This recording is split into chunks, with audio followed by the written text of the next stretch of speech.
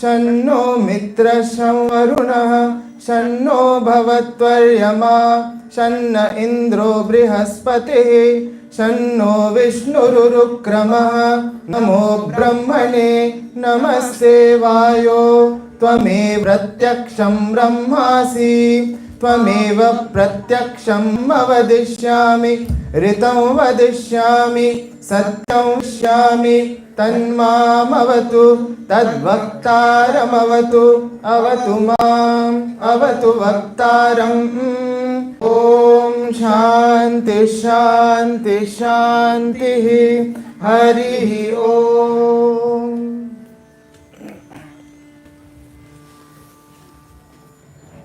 So next we have the opening song by Brahmachari Ramesh Chaitanya ji, Arnab Ghosh ji, Ramesh Dwivedi ji.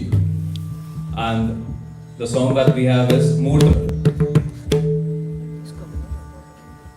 On करवा दो सारे mics.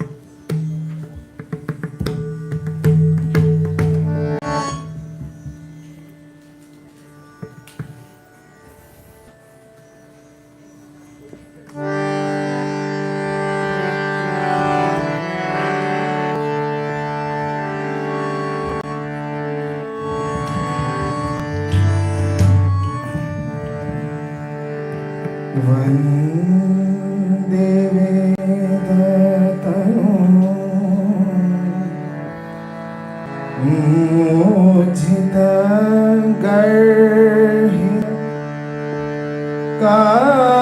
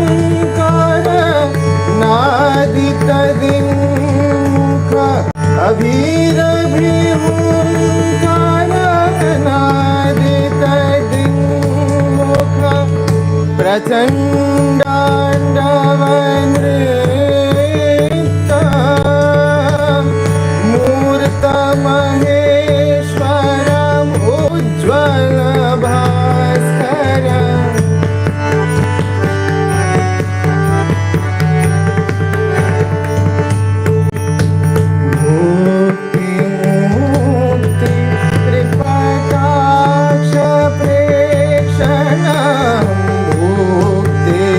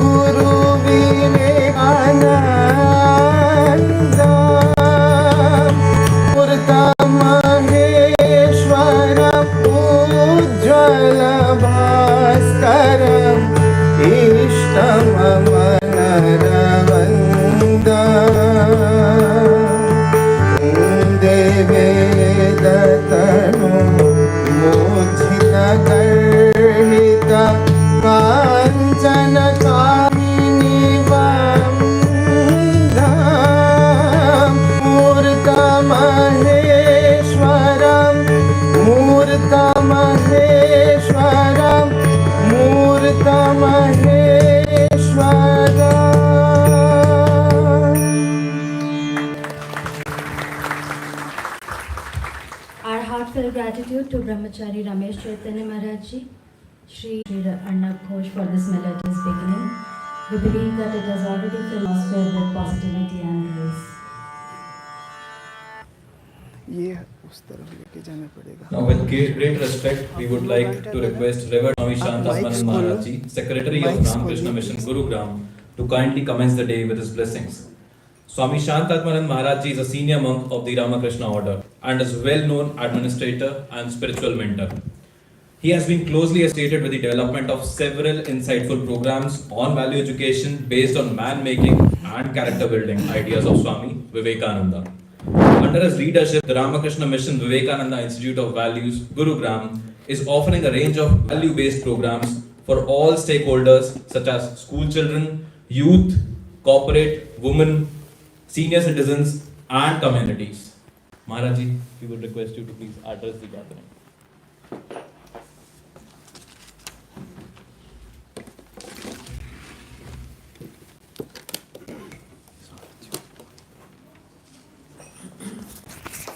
ओम नमः श्री यतिराजाय विवेकानंद सूर्य सच्चित सुख स्वरूपाय स्वामिने तापहारिणे. Our distinguished chief guest, because he is an extremely young person. In chief guest, we think we bring very elderly people, but because of his extraordinary achievements, what he has done at such a young age, and really we wanted to bring a role model for the youngsters. So that's why we have our dear Vivek Sagar as the chief guest of this occasion. We also have with us from Maharaj Foundation, Sri Ashish Srivastava and Sri Ashok Gorai, another great friend and well-wisher, and all Kirkadi Foundation for girl students. Many distinguished teachers, professors, I think from our from the university here, they are also here. And then the focus of today's discussion, youngsters who have gathered from all over Delhi NCR. Several people have spoken about Swami Vivekananda. We find several descriptions in our literature. But an introduction by Sister Christine, a well-known American disciple of the Swami, that's perhaps the most apt and most wonderful description of Swamiji. She writes, now and then, after long intervals of time, a being finds his way to this planet, is undoubtedly a wanderer from a different sphere. He brings along with him to this sorrowful world some of the power, glory, and the radiance of the far distant region from which he came. He walks among men, but he is not at home here. He is a traveler, he is a wanderer. He tarries but a night. Blessed is the country in which he was born. Blessed are those who lived on this earth at the same time. And blessed, thrice blessed, are the few who sat at his feet. This is how Christine describes Swami Vivekananda. Today, we have a very wonderful gathering of youngsters here. First and foremost, where India has missed many landmarks, many timelines, many goals, many targets, many scope for achievement because we have not been able to really connect with Swami Vivekananda. I really appeal to the youths who are here, the youngsters, do you feel kind of connect with Swami Vivekananda? Does his very picture really inspire you? Do you feel an electrified feeling when you do this picture? I think that is very important if we are to discuss the topic today. The topic is covering the youth, the Vivekananda way. In our ancient system of study of scriptures, shastras, etc., they used to follow a kind of disciplines were there, several rules and regulations were there. बहुत प्रसिद्ध ये है अनुबंध चतुष्टय, 4 connections. First and foremost, because one of the important of the 4 is the Vishaya subject. What is the subject today? First of all, when you come for this programs, you should understand what is this subject. The subject is empowering youth. We look at individual of these connections one by one. Second is adhikari, the qualified aspirant. Do you really have the necessary qualifications to pursue this vision? The topic, namely empowering youth. Do you really feel the need to be empowered? Then the Vishaya, then also the adhikari, and then the prayojana, the purpose. What is the need? Is it really necessary to empower youth? That is also to be decided. And finally, the connection between all these. What is the purpose? Who is the adhikari? The Vishaya? They connect all these. That is called Anubandha Chatushtaya. And every study of every text, everything also will always be on the basis of these 4 parameters. So supposing today, if you look at what's happening, this idea of the, first of all, the adhikari. Are you all really qualified to really follow Vivekananda? To understand this subject, empowering the youth, the Vishaya again, this subject, do you really need empowerment? Then how important it is? What is the prayojana, the need for that? And finally, that's why I started with the idea, are you really connected? आपके क्या स्वामी जी के साथ ऐसा कोई संपर्क कर पाए? Otherwise, I think you will not really, because you have heard so many heroes, so many role models, so many people we want to follow in our life. Why Swami Vivekananda? Why should we follow him? As a spiritual leader, a monk was going about these ochre robes. What is his connection with us? That is very important. Again, we heard from his Western disciples. When he first heard him pronounce the 5-letter word India, you cannot imagine the emotions that are stirred in our hearts. वो 5 अक्षरिक शब्द के माध्यम में उन्होंने जो कहा, whatever he expressed, was something unbelievable. She writes, the way he used to pronounce that word, he could convey everything about her glorious past. अतीत में भारत की गौरव की बातें इतना समझाते थे. And then her present degradation. उस समय का जो भारत की अवस्था, I don't know what would we say where to be today. And finally, future glory, where it would end up. All these and much more, he could say just by the word he would pronounce it, India. So obviously, he could have spent all his life in a cave in Himalayas and left this world. If you really look at his life, the first part all different. From the time he went to America, from the time he came back, the last few years, every second was spent in the thought about India, how to regenerate her, how to make her again the great country of the past, and who would be the main players, who would be involved. Again and again he said, because would come from the youngsters, the youth, they would work out my ideas like lions. This was his expectation from all of you.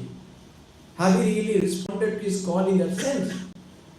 Regarding his love for India, Mahatma Gandhi visited Belur Math in 1921 and he wrote in the visitors, I have thoroughly gone through his works and after reading them, my love for my country has become thousandfold.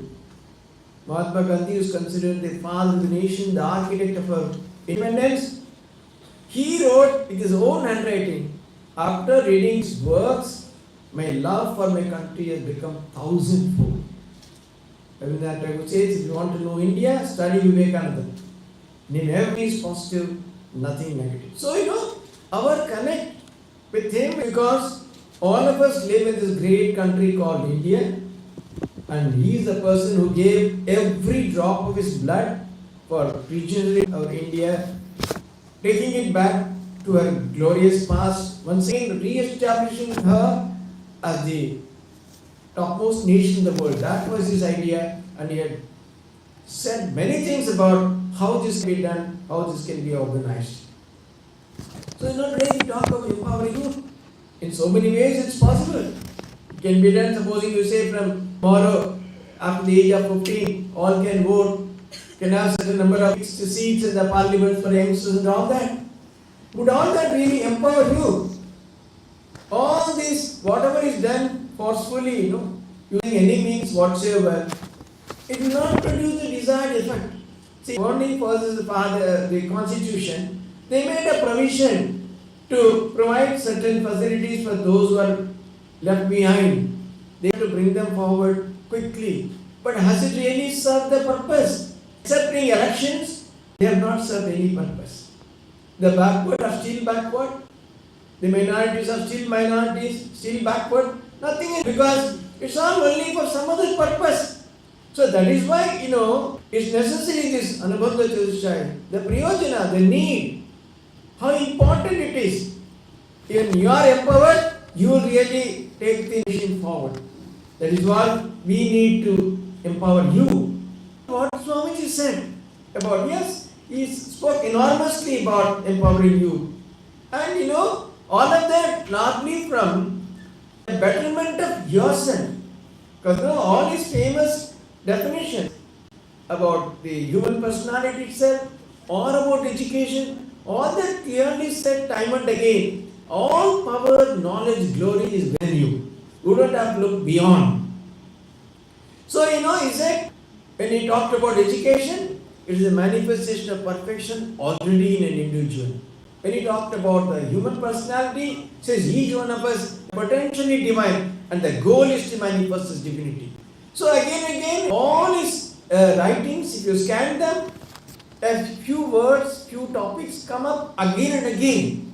One is that the idea of Adha, tremendous self-belief, can move the mountains, do whatever you want, provided you have this Atma Shraddha, self-belief.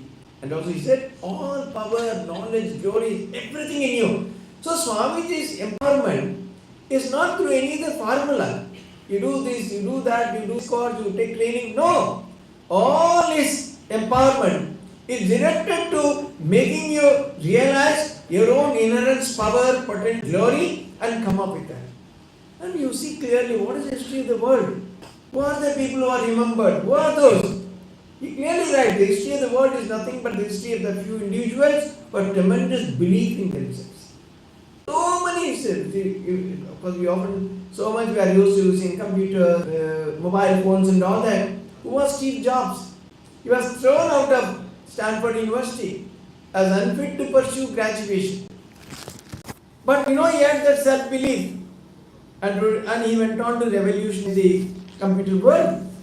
So Swamiji clearly says that you have to empower yourself in the sense by realizing ordinary nature. But even if you know that, how are you going to channelize it? It's just for your own good, just your own welfare, your own better job, better facilities, better money, better comfort. Is it that? Or are you ready to look beyond that? So that's where he clearly says that, he gives a very good definition about a patriot. Do you feel intensely that millions and millions of the descendants of gods and goddesses have become next door neighbors to brutes Are you really moved? Are you really stirred that way? It's the first step to become a patriot. So whatever you do, all that empowerment, awakening, all that we talk about, just to start then. And not only that, they've all got to be channelized in a way. Yes, each one of you should do well for yourselves, no doubt. But apart from that, unless your life is guided by a larger goal, in the form of working for others, in the form of nation, because simply that, a few billionaires can never make a great nation. Supposing maybe you live in a palatial, maybe some 20-story building or 60-story building, you are completely surrounded by dirt, filth, dirt, squalor and deprivation and poverty. Can you live in peace? You will be constantly afraid. When are they going to break in? How it's all going? That's not happening in some of the countries. So, unless our growth, our prosperity, our well-being is definitely linked to a larger picture, namely where our country stands. Yes, we think that you can achieve, you can do better, you can work hard, all that. Always remember, unless there is a greater purpose, greater cause linked to your life will be absolutely meaningless. That's what's happening today. Everything for myself. Somehow go ahead, somehow win the rat race, somehow get promotion, somehow succeed, everywhere. So, Swamiji clearly said that you have to assume a greater responsibility, a greater mantle on your shoulders. You have to think about the nation. He said, I want to be 1,000 young men and women fired with the zeal of patriotism. Then I can completely change this country. You have not been able to give that number so far. I am sure slowly through such effort like this, more and more others would come forward. He also clearly said, take up one idea. How to manifest this power within you? Think of one idea. Think of that. Live that idea. Live everything else aside. Let it completely pass through your veins, your blood, your nerves, and that be the one and only dominant idea in your life. And he says that is the way to success. So all of you should start this process of empowering by slowly recognizing the extraordinary power and potential in each one of you. And that would come only, not only that, when you are motivated by something higher, quite often you will feel that. Supposing you have to do something for someone else, someone is sick, someone is hurt, you find that your efficiency, your power of concentration, your capacity to execute things all grow manifold. Rather than doing something for yourself, whenever you attempt, you can just see for yourself, experiment. You try to do something for someone else, all these powers within you, they multiply, they become manifold as it were. So, in your life, have a great ideal. Along with that, yes, all that once you have that adopted ideal, your own growth, success, everything is just like that. As a matter of course, you don't have to worry at all. But always have a great goal, great vision. Remember how this country was one of the richest at one time. Today, where we are, we should again go back to that glory. That's Swami Vivekananda's dream. I'm sure all of you will participate and help in realizing Swamiji's dream and make it a reality. Thank you very much.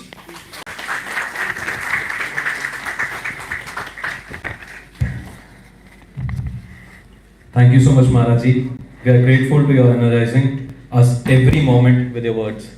Now, I would request the deputies on stage to please sit on the seats mentioned as we will be preparing the next section, that is the skit performance by Shalom Presidency School, Gurugram.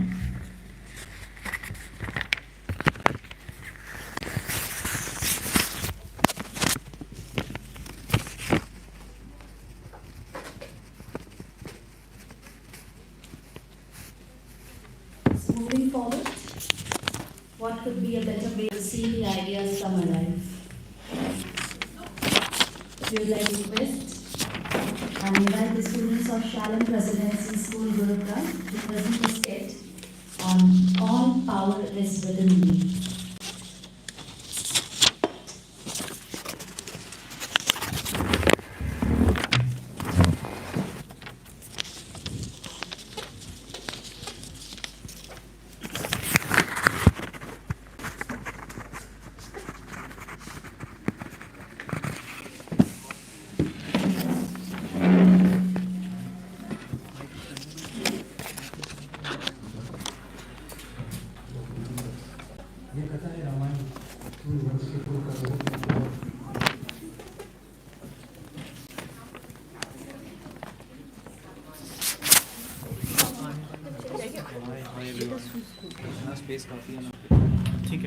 All power is within you.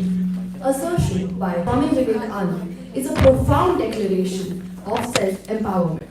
It signifies that each person has a unique set of talents, perspectives, and abilities.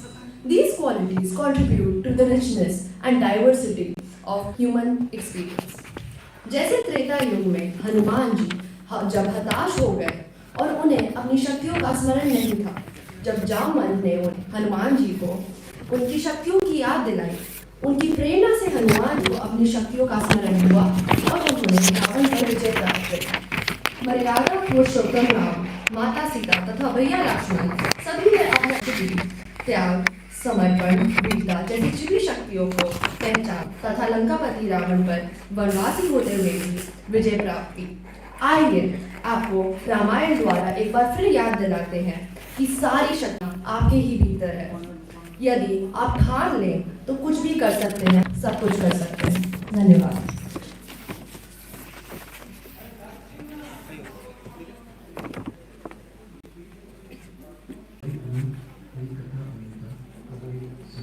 बहुविधि सत्संग। यह कथा है रामायण की। सूर्यवंश के कुल का जगत में गूंजा फिर से नाम, अयोध्यापति दशरथ के घर जब जन्मे प्रभु श्री राम।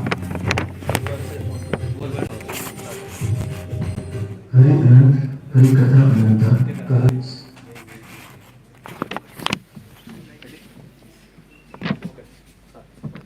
हरि ग्रंथ हरि कथा अनंता अगर सुने तो बहुविधि सत्संग। यह कथा है रामायण की। सूर्यवंश के कुल का जगत में गूंजा फिर से नाम, अयोध्यापति दशरथ के घर जब जन्मे प्रभु श्री राम।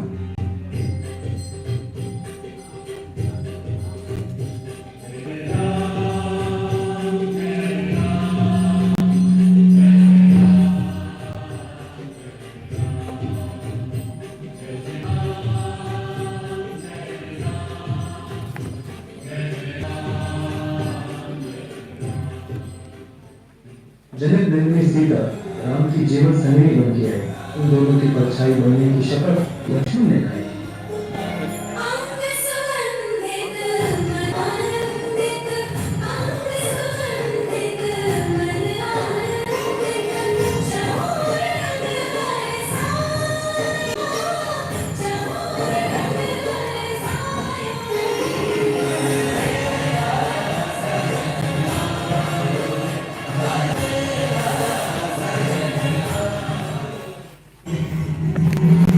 किंतु राम का राज तिलक कैकेयी को तनिक न भाया।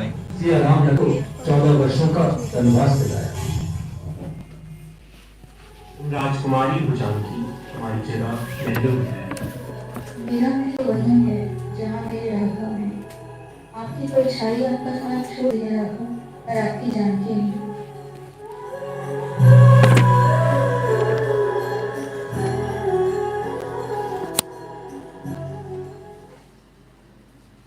पंचवटी में शूर्पणखा का हृदय पर आया।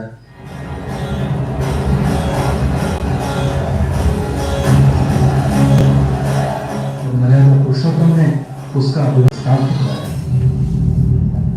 सीता को देख शूर्पणखा अपने असुर रूप में आई। बहन दशानन रावण की हो यह चित्कार लगाई।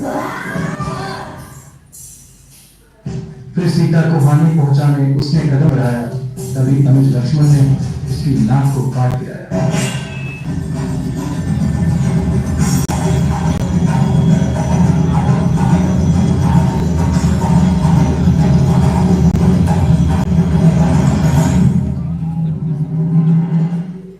ऐसा अपमान दशानन कर न सका सहन। साधु वेश में छल से किया उसने सीता माता का दहन।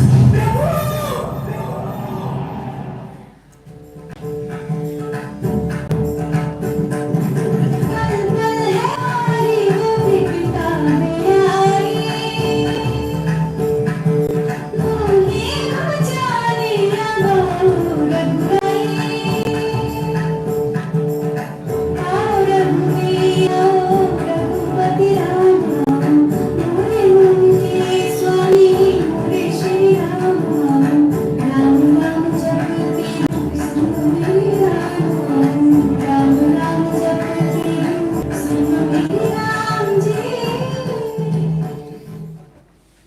में डूबे श्री राम ने लिया धनुष और बाण, मन में साधा एक ही होगा रावण का काम तमाम।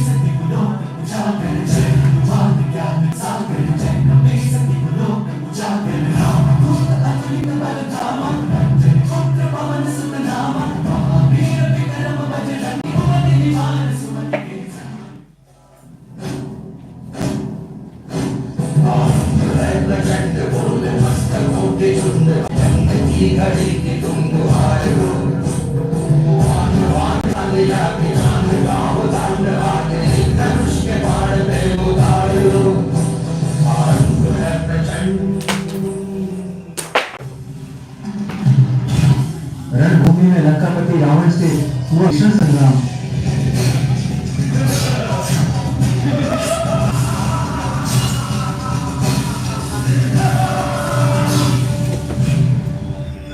गिरा दशानन भूमि पे और मुख से निकला जय श्री राम।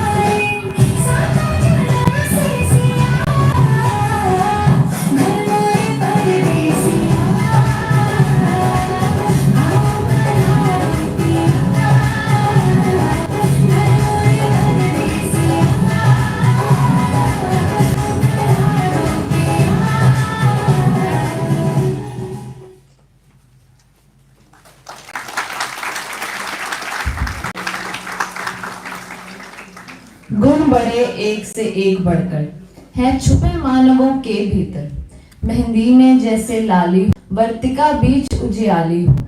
बत्ती जो नहीं जलाता है रोशनी नहीं वह पाता है। पीसा जाता जब इक्षुदंड झरती रस की धारा अखंड। मेहंदी जब सहती हार बनती ललनाओं का सिंगार। और जब फूल पिरोए जाते हैं हम उनको गले लगाते हैं। राष्ट्र कवि श्री रामधारी सिंह दिनकर जी की यह कविता हमें याद दिलाती है कि हमारे अंदर सब गुण सब शक्तियां समाहित है। आवश्यक है तो केवल अपने अंदर के इन अच्छे गुणों को पहचान कर उनका पूर्ण रूपेण प्रयोग करने की। And as Swami Vivekananda also said, have faith in yourself. You have all the power within and just trust yourself and bring it out. Thank you very much.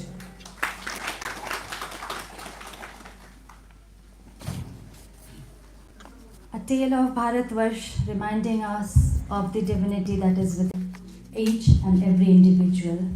We thank the Shalom Presidency team for presenting such an inspiring skit, and we kindly request their teacher accompanying the students to collect the token gift from revered Maharaj ji.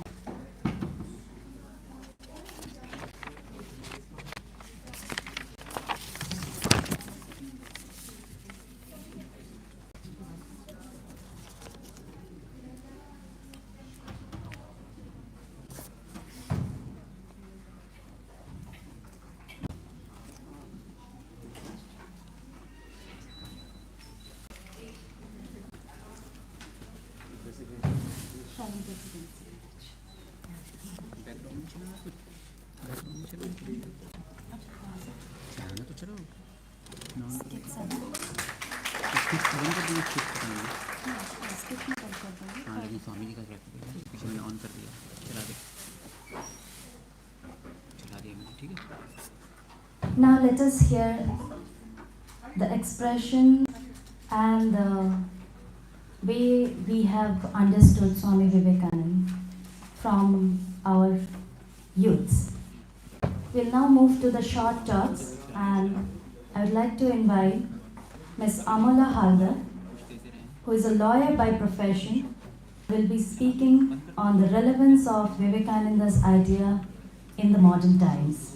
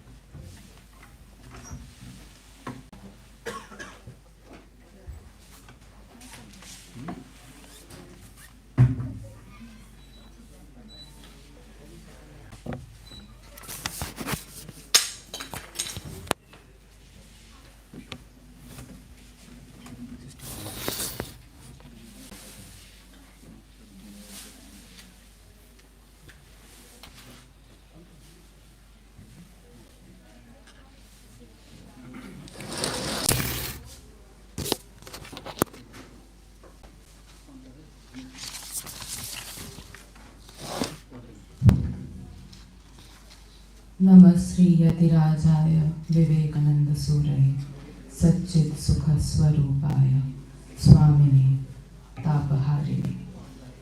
I would like to start my talk by paying my salutations to Thakur, the Holy Mother, and Swamiji. My pranam to revered Swami Shantatmananda Ji Maharaj, Shri Sharat Sagar Ji, and greetings to everyone present in the audience. Today, we have gathered here to celebrate the birth anniversary of Swami Vivekananda, and my talk will be on the relevance of Swamiji's ideas in modern times. Mark Twain once said, "I did not have time to write a short letter, so I wrote a long one instead." Such was the difficulty while preparing for this short talk, because Swami Vivekananda and his work is a vast ocean with enormous depth and limitless possibility. Swamiji said, each soul is potentially divine. The goal is to manifest this divinity within by controlling nature, external and internal. Do this either work or worship or psychic control or philosophy, by one or more or all of these, and be free. This is the whole of religion. This phrase of his explains how God realization is possible through the path of karma, bhakti, raja and jnana yoga. While elaborating on what karma yoga is, he explains that karma yoga is a system of ethics and religion intended to attain freedom through unselfishness and by good works. The karma yogi need not believe in any doctrine whatever. He may not even believe in God, may not ask what his soul is, nor think of any metaphysical speculation. He has got his own special aim of realizing selflessness, and he has to work it out himself. This is the precise way in which Swamiji's teachings on karma yoga has made spirituality relevant to students like you learning in a classroom, to a labor working in a factory, and a corporate employee like me working in an office. But isn't spirituality about renouncing the world, finding peace and tranquility somewhere else, like escaping in the mountains, for example? But in Gita, Sri Krishna answers this dilemma when he tells Arjuna, Nacha samya sana deva siddhim samagacchati, which means that by merely giving up action, no one attains perfection. Thus, it is through work that the ideal of spiritualism can be attained. What kind of work are we talking about or referring to?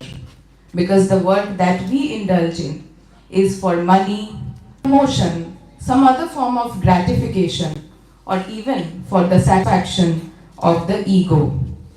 Can human beings ever work selflessly?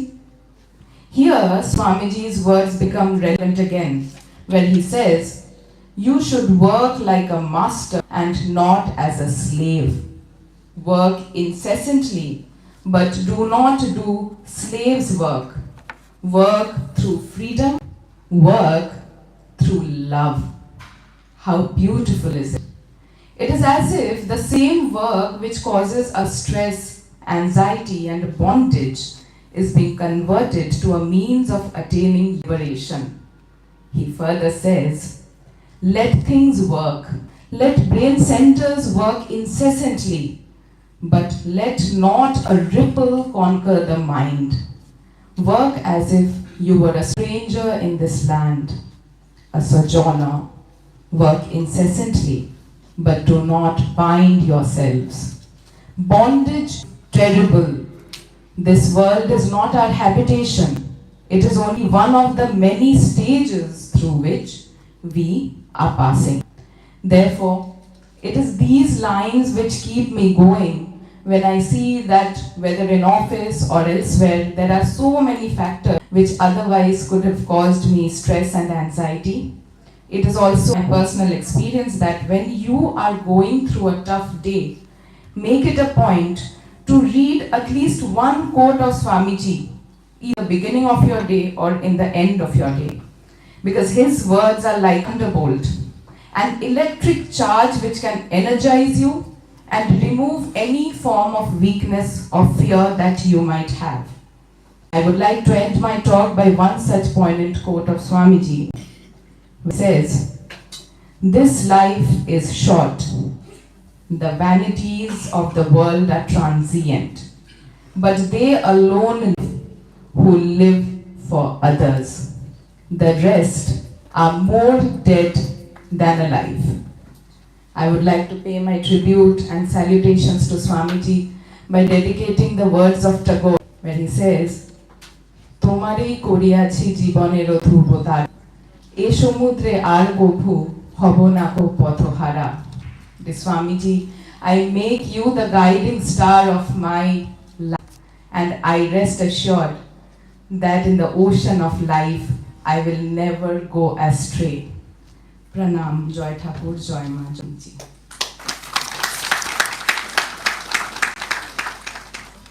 Thank you, Amala, and may Swamiji keeps guiding us through the difficulties of our lives. I'll also request Amala, please collect her token of appreciation from Revered Maharaj Ji.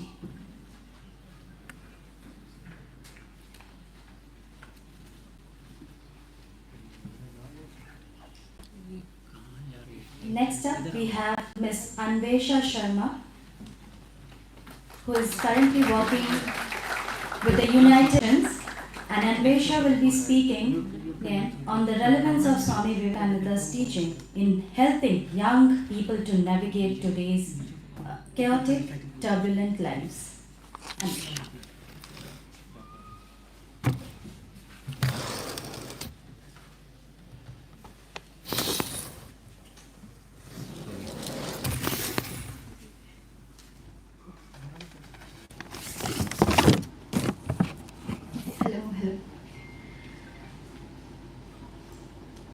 I would like to begin by giving my deepest and most humble thanks to Thakur, Ma and Swamiji. Okay, picture is gone. And I would also like to give my most humble pranams and salutations to Revered Maharaj Ji and Honorable Sharat Sagar Ji. Namaskar. Greetings, dear brothers and sisters and everybody gathered here. I'm honored, grateful, so blessed to be able to have this opportunity to speak on this occasion of National Youth Day at this sacred space. Today, I will be speaking on the relevance of Swami Vivekananda's teachings in helping us navigate our truly chaotic and turbulent lives. Swamiji's teachings are timeless, eternal, And on this special occasion, National Youth Day, it feels more pertinent than ever to reflect on Swami Vivekananda's teachings, which serve as a cheat code for navigating the chaos and pressures of our modern lives.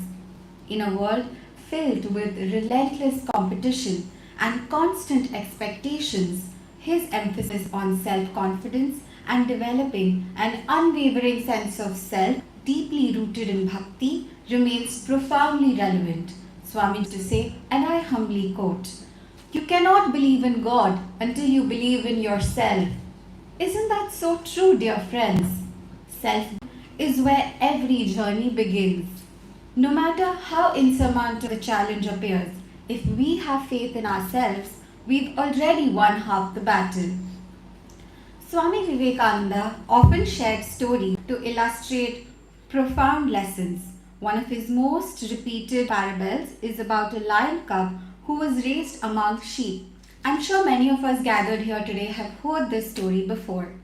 The lion cub, unaware of its true identity, began to bleat like a sheep, eat grass, and tremble in fear at the sight of a wolf.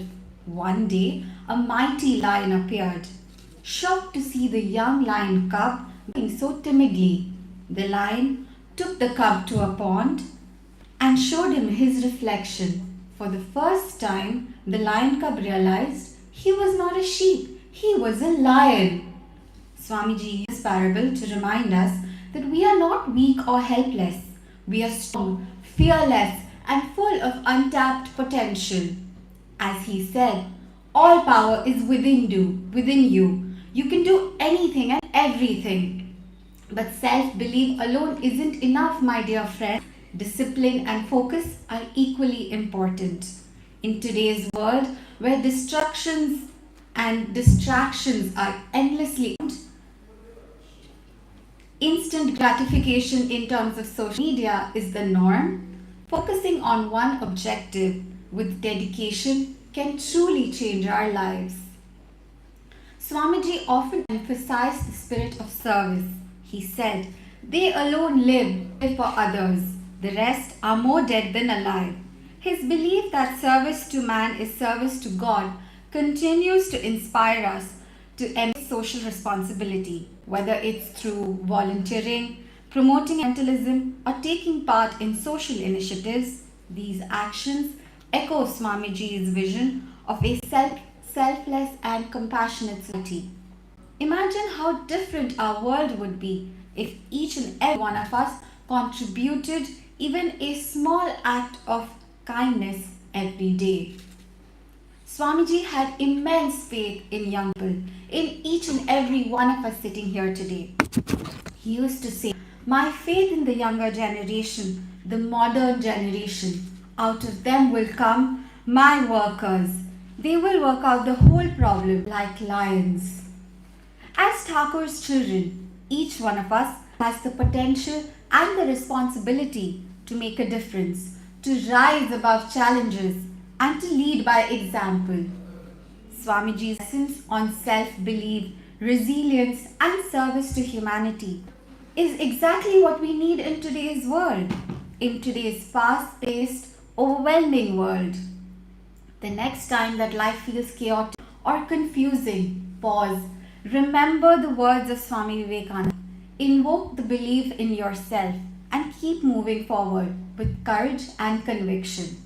Once again, my deepest pranams to Thakur Ma and Swami. Thank you.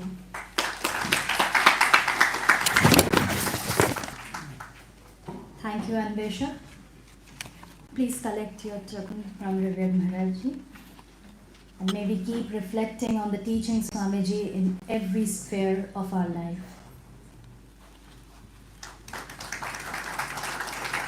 Up next, we have Ramphal Suthar, who is a member of the Youth Connect at Ramakrishna Mission Gurugram. And Ramphal ji will be sharing his thoughts on faith in oneself.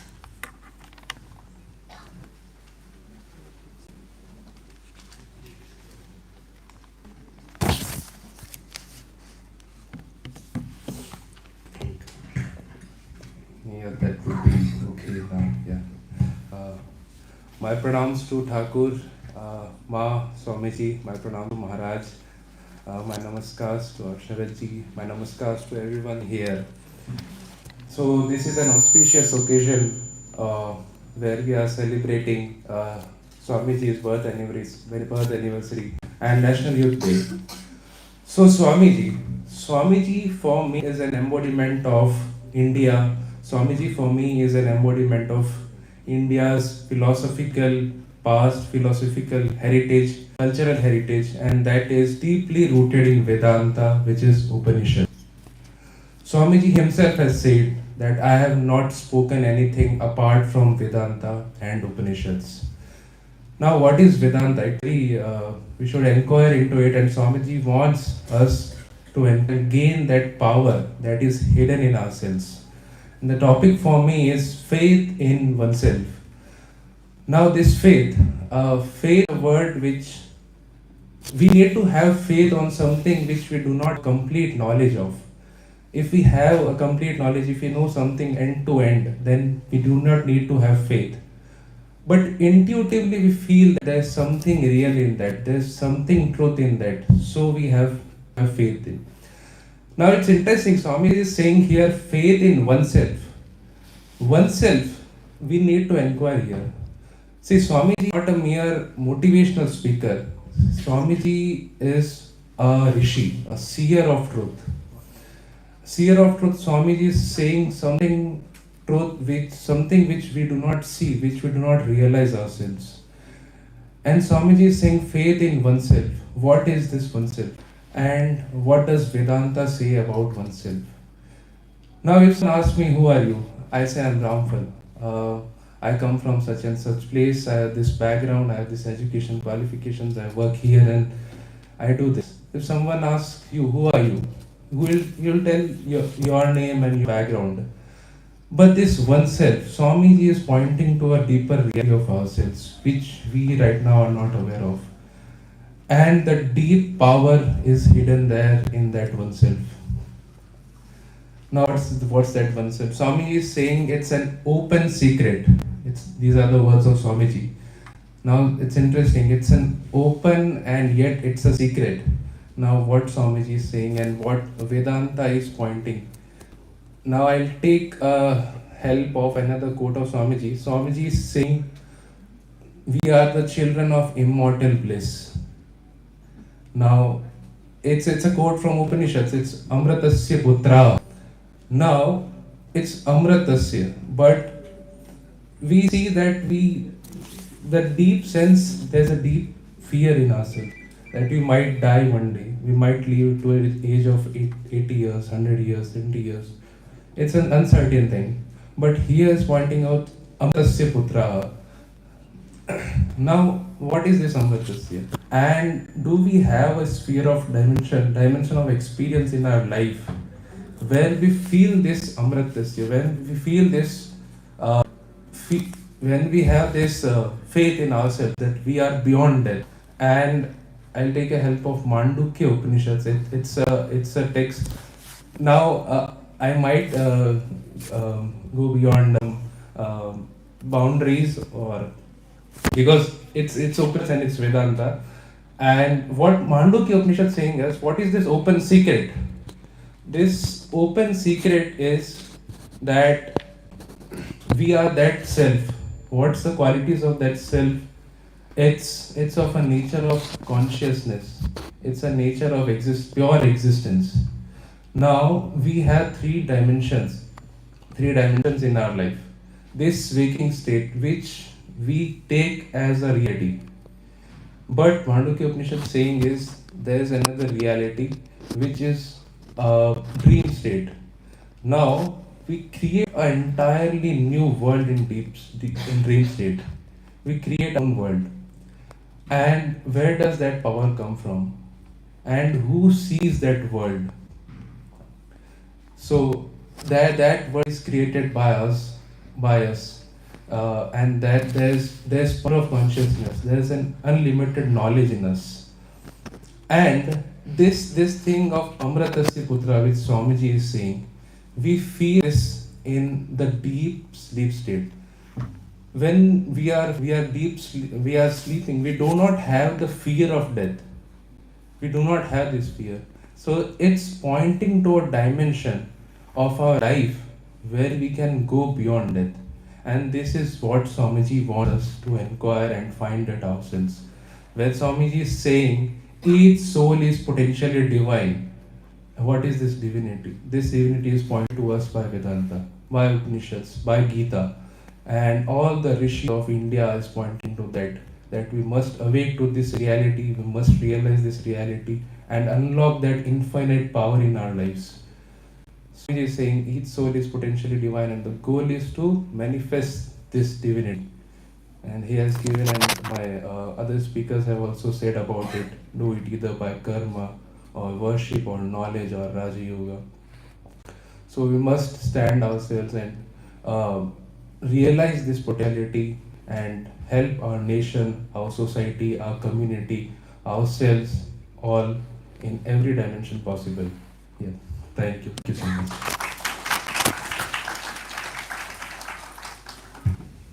Thank you, Ramval. Please collect your dictatorial from Revered Maharaj. And we hope that Swamiji becomes a friend of all.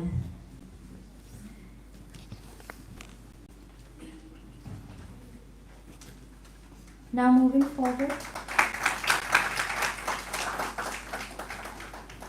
So it's time for another skit, watching some more ideas come alive, and this time we would invite the students from Venkateshwar International School, Dwarka, to present a short skit on the theme Swayam Par Vishwas.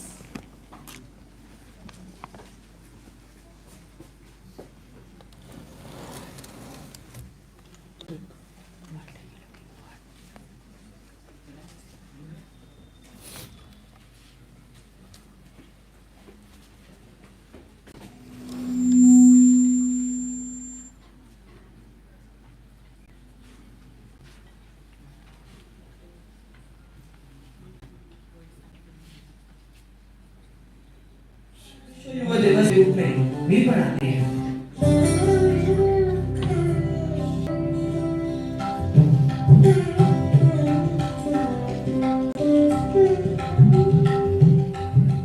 नमस्कार, आज स्वामी विवेकानंद जी के जन्म दिवस के अवसर पर, जिसे हम हर साल विश्व युवा दिवस के रूप में भी मनाते हैं, यहाँ पर एकत्रित हुए हैं ताकि हम उनके विचारों से प्रेरणा ले सकें।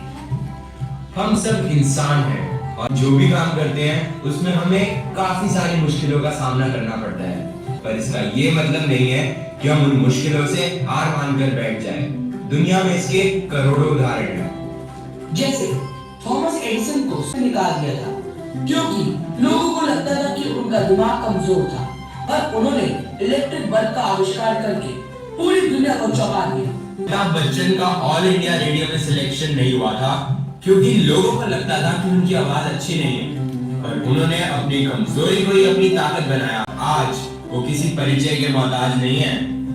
स्वामी जी के अनुसार स्वयं को कमजोर समझना बहुत बड़ा पाप है। हमको तब तक अपने लक्ष्य के लिए आगे बढ़ना चाहिए जब तक कि हमें अपना लक्ष्य प्राप्त हो जाए। इसी विषय पे आज हम सब आपको एक छोटी सी कहानी दिखाएंगे जो हमें कभी भी हार न मानने की प्रेरणा देती है।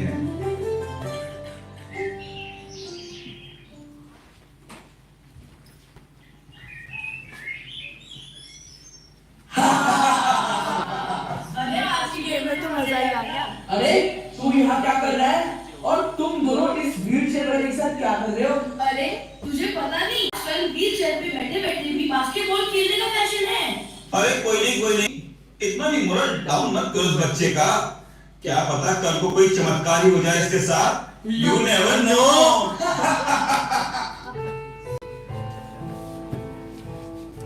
अरे क्या हुआ माधव, क्यों इतना सैड फेस बना रखा है? क्या सोच रहा है? उन बेवकूफों की बातों को दिल लगा लिया क्या?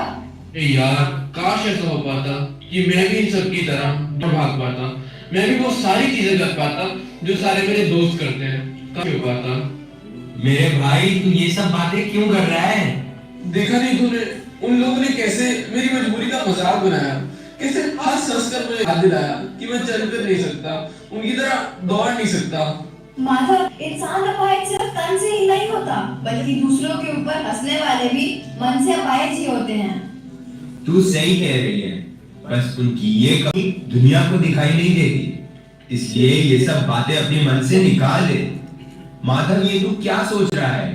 ये क्यों नहीं सोचता कि तू जो कर सकता है वो और कोई नहीं कर सकता? पता नहीं तुम लोग क्या बोल रहे हो, मुझे तो भगवान पर बहुत गुस्सा आता है कि उन्होंने मुझे ऐसा क्यों बनाया। नहीं माधव, ऐसा नहीं सोचते। अगर तू ऐसा सोचता है तो इसका मतलब तुझे पता ही नहीं है कि भगवान ने तुझे क्या क्या टैलेंट दिया है। यार, तू इतनी अच्छी पेंटिंग बना लेता है, म्यूजिक बना लेता है, मैं चाहूं भी ऐसा ना कर पाऊं। सच बात तो ये है कि तू अपने आप को पहचान ही नहीं रहा है।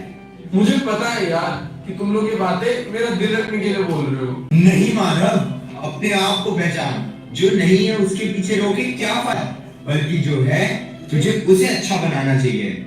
भगवान अगर हमसे थोड़ा सा देते हैं तो उसके बदले में हमको बहुत सारा देते हैं। और सिर्फ चलने फिरने का मोहताज नहीं है। तूने पैरालंपिक्स देखे थे ना, इन्हें कितने मेडल जीते, तो उनसे इंस्पिरेशन ले सकता है।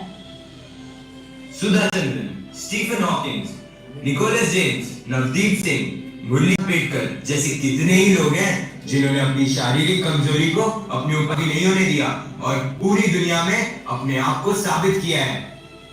स्वामी विवेकानंद जी ने भी हमें यही सिखाया है कि हमें लगातार अपने आप को बनाते रहना चाहिए। उनका कहना था कि सारी शक्ति आपके भीतर है, आप कुछ भी और सब कुछ कर सकते हैं। सही कह रहे हो तुम लोग, आज तुम दोनों ने सच्चे दोस्त होने का फर्ज निभाया है, मेरी खुद से मेहनत कराई है। मैं अपने पैरों को लेकर कितना डिप्रेस था और मैं अपने हाथ का नहीं भूल गया था। थैंक यू दोस्त, फिर से मेरी खुद से पहचान कराने के लिए। Acts like a brave boy and I'm 100% sure कि एक दिन तू अपनी ब्रेव बहुत आगे जाएगा।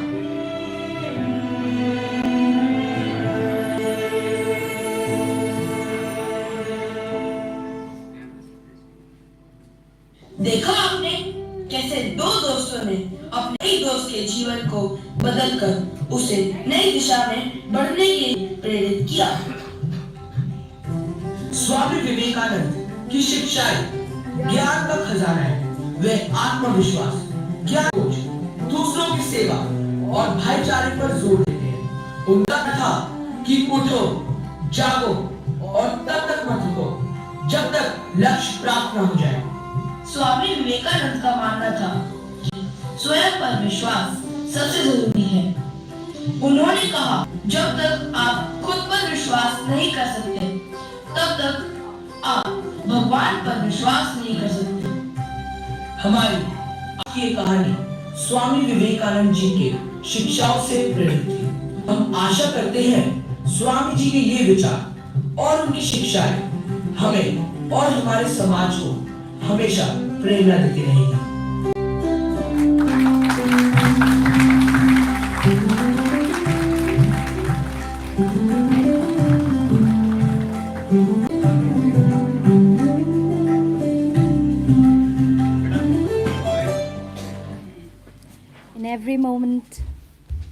In every moment of life,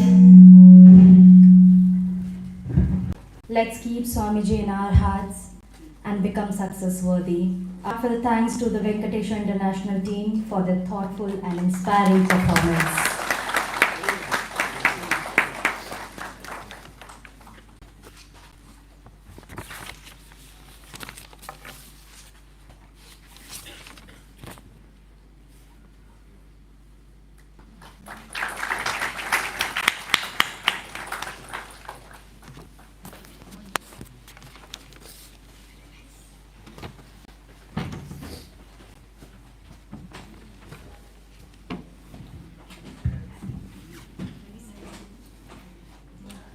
Now next, we would like to invite Shri Ashish Srivastava ji, Associate Director CSR at Ernst & Young Foundation, to kindly come on the stage and address the audience. Shri Ashish Srivastava has orchestrated over 250 community and sustainability projects, leaving a lasting impact across India's diverse regions. In his current role at the EY Foundation, he steers key portfolios including education and skilling, disaster response and strategic initiatives. Over to you, sir. नमस्कार, धन्यवाद महाराज जी मुझे यहाँ बुलाने के लिए। और सबसे पहले सभी वॉलेंटियर्स का बहुत बहुत धन्यवाद। मुझे लगा कि सुबह 6 या 5 बजे से आप लोग लगे होंगे इतनी ठंड में, तो आप लोगों का बहुत बहुत धन्यवाद इस प्रोग्राम को ऑर्गेनाइज करने में, जो आपने जो भी रोल अदा किया है उसके लिए। और बच्चों का भी बहुत बहुत धन्यवाद, क्योंकि इतनी ठंड में सुबह जाना एक अपने आप में चैलेंज होता है, स्पेशली जब विंटर वेकेशन चल रहे हो। तो आप सबका भी बहुत बहुत धन्यवाद यहाँ पे आने के लिए। मेरा स्वामी विवेकानंद के साथ जो संबंध है वो क्लास 3 से है। जब मैं इलाहाबाद में स्वामी विवेकानंद स्कूल है एक वहाँ पर जो आरएसएस चलाता है, वहाँ पर मेरा एडमिशन मेरे फादर ने कराया था। उसके पहले मैं क्रिश्चियन कॉलेज में पढ़ता था झांसी में, उसके बाद यहाँ पर आए और वहाँ से मैंने अपना 10वीं तक की शिक्षा प्राप्त करी है। तो काफ़ी जो चीज़ें बच्चों ने बताई, कि लोगों ने बोला, वो एक मेरे लिए एक रिमाइंडर था कि क्या क्या हमको वहाँ पर सिखाते थे। इसके बाद मैं बस आपसे 3-4 बात करूँगा। एक तो जो सबसे बड़ी चीज़ है कि आपका सर्किल, और वो सर्किल क्या होता है, वो सर्किल आपके फ्रेंड्स होते हैं, आपका पड़ोस होता है, आपका स्कूल होता है। उस सर्किल का क्या इम्पोर्टेंस है हमारी लाइफ में, और उसको समझना बहुत ज़रूरी है कि वो सर्किल कितना पॉजिटिव हो, सर्किल कितना एनर्जेटिक हो, वो उसमें वैल्यू सिस्टम है वो होना का बहुत ज़रूरी है। आज की तारीख में हमारे पास डिस्ट्रप्शन बहुत है। हमारे पास जो हम आजकल एक बहुत शब्द सुन रहे हैं, डिजिटल अरेस्ट, लोग सुन रहे हैं कि डिजिटल अरेस्ट होता है। मुझे लगता है कि ये पूरी जनरेशन पिछले 10 साल से डिजिटल अरेस्ट में है। बस अभी फाइनेंशियल लॉसेस होने शुरू हो गए, लोगों के पैसे जाने लगे, इसलिए डिजिटल अरेस्ट की बात ज़्यादा सुनने लगे हैं हम लोग। वरना हम अपने मोबाइल के, अपने लैपटॉप के, हम अपने टीवी के एक तरीके से अरेस्ट में ही चल रहे हैं। अगर हमारा मोबाइल चला जाए 1-2 घंटे के लिए रिपेयर में, तो शायद कोई भी सबके लिए प्रॉब्लम हो जाए। हमारा माइंड जो है वो अरेस्ट में चला जाता है। तो हम कैसे इन सबको, सर्किल को पॉजिटिव रख पाएँ, अपने आप को एक बहुत डिसिप्लिन तरीके से अपने जो हमारा गोल हो उसकी तरफ बढ़ पाएँ, ये करना बहुत ज़रूरी है। और इसमें आपके लिए ये बहुत ज़रूरी है, क्योंकि आप सुन रहे हैं आजकल की, देखिए हमारी इकोनॉमी बहुत आगे है, हमारी देश आगे बढ़ रहा है, हमारे बॉर्डर सिक्योर्ड हैं। हम 2047 में हमारे मोदी जी जो हैं वो विकसित भारत की बात करते हैं। कौन बनाएगा विकसित भारत? मैं नहीं बनाऊंगा, शायद मैं थोड़ा सा रोल प्ले करूंगा, बट जो आप वहाँ बैठे आपको ये बनाना है। अगले जो 20 साल की मेहनत है वो आपको करनी है। तो उसके लिए ज़रूरी है कि आप एक बहुत डिसिप्लिन तरीके, एक बहुत ही फोकस तरीके से इसके ऊपर काम करें। आप कितनी रिपोर्ट पढ़ लीजिए, वर्ल्ड बैंक की, IFC की, वो सभी इस बारे में बात करते हैं कि जो यूथ का जो हमारा डिविडेंड है, जो हमारा यूथ है, वही हिंदुस्तान को अगले 20 साल, 50 साल, 100 साल का के आगे लेके जाएगा। तो आपके हाथों में इस देश के 50 साल हैं, केवल अपना 50 साल नहीं है। उस चीज़ को ज़रूर सोचें, और जो भी आप करें उसको सोच कर करें। दूसरा, हमारी कंपनी है जो EY, हमारा एक मोटो है, building a better working world. और उसका एक रीज़न है, क्योंकि कई जगह होता है कि प्रॉफिट पे फोकस होता है, हमारा प्रॉफिट पे फोकस उतना नहीं है। हम इस दुनिया को एक अच्छी जगह बनाना चाहते हैं, building a better working world. वो क्यों है? क्योंकि अगेन हम एक कंपनी है जो कि एक यूथ ड्रिवन कंपनी है। हमारे इंडिया में लगभग 1 लाख एम्प्लॉयज़ हैं, और उसमें से अगर मैं आपको एवरेज एज बताऊं लोगों की, तो 25 से 30 साल से ज़्यादा नहीं आएगी। हमारे यहाँ बहुत ही कम लोग हैं जो लोग 55 या 60 प्लस वाले हैं। मुश्किल से 2000 लोग निकलेंगे। बाकी जो हमारी वर्कफोर्स है वो यंग पीपल की, लोगों की है। और वो लोग बहुत के लिए, कंपनीज के लिए, जो कि बनाने में योगदान करता है। तो आप लोगों से बस मेरा यही एक उम्मीद है, और यही मेरी प्रार्थना है कि आप लोग ज़रूर ड्रीम्स देखिए, सपने देखिए। बहुत साल पहले तक भारत में एक योजना आयोग होता था, और वो 5 वर्षीय योजना बनाता था। 5 साल का एक इंडिया का रोड मैप बनाता था। आपको भी अपना एक 5 साल का रोड मैप बनाना चाहिए। आप सभी को बनाना चाहिए, जो भी आपका गोल है। अगर आप 10वीं में हैं तो आप अपने ग्रेजुएशन तक का गोल बनाइए, उसको 3 साल के बाद रिवाइज, और 5 साल कंप्लीट होने के बाद अगले 5 साल के लिए आप अपनी एक योजना बनाइए। तो एक बहुत ज़रूरी है। अगर आपका गोल है, आपका एक ड्रीम है, तो आप ज़रूर कुछ ना कुछ अचीव कर पाएंगे, और वो बहुत ज़रूरी है हमारे लिए। और ये तब तक नहीं होगा जब इसमें कॉन्सेंट्रेटेड एफर्ट्स नहीं डालेंगे, कॉन्टिन्यूस एफर्ट्स नहीं डालेंगे, डिसिप्लिन रहेंगे। तो ये सारी चीज़ें मिलाइए, और एक जो लास्ट चीज़ मेरा है कि मैं एक पर्पस ड्रिवन प्रोफेशनल बोलता हूँ अपने आप को कि मेरी ज़िंदगी में एक पर्पस है। तो ये सब करने के बाद जब भी आपके पास इतने मीन्स हो जाएं, जब भी आप इस काबिल हो जाएं कि आप कंट्रीब्यूट कर सकते हैं, तो किसी भी एक इंसान की ज़िंदगी बदलने की कोशिश करिए। मैं ये नहीं बोलता कि आप 1000 बच्चों को पढ़ाइए, बट आपके पड़ोस में एक छोटा बच्चा भी है जिसको पढ़ाई में दिक्कत है और उसके पास मीन्स नहीं है, उसके पास रिसोर्सेज नहीं है, आप उसको पढ़ाने की कोशिश करिए। आप पढ़ाई में अच्छे नहीं हैं, आप पढ़ाई नहीं करना चाहते, आप किसी को पढ़ाना नहीं चाहते हैं, एक पेड़ लगाइए। आप साल का एक पेड़ लगाना शुरू करिए। गुरुग्राम में आप रहते हैं, एक पेड़ लगाने के लिए अगर हम ज़मीन ढूंढेंगे तो मिल जाएगी यार। अगर हम सब साल में एक पेड़ लगाते हैं तो करीब 200 लोग होंगे, तो 200 पेड़ एक साल के हो गए, और आप अगले 20 साल तक पेड़ लगाते जाएंगे तो मैथ्स आप लगा लीजिए सकते हैं। तो छोटे छोटे जो हमारे इनिशिएटिव्स हो सकते हैं हमारी पृथ्वी के लिए, समाज के लिए, वो आप प्लीज़ उनके ऊपर ज़रूर फोकस करिए। एक मेरा जो फेवरेट कोट है स्वामी जी का, वो यही है कि set for the highest, aim for the highest and you shall reach the highest. ये बहुत ही मेरी गाड़ी में, मेरी डायरी में, हर जगह मैंने लिखा हुआ है। तो आप ड्रीम बिग करते रहिए, उसके लिए एफर्ट्स करते रहिए, और आई एम श्योर आप वहाँ पहुँच जाएंगे। Thank you so much. Thank you.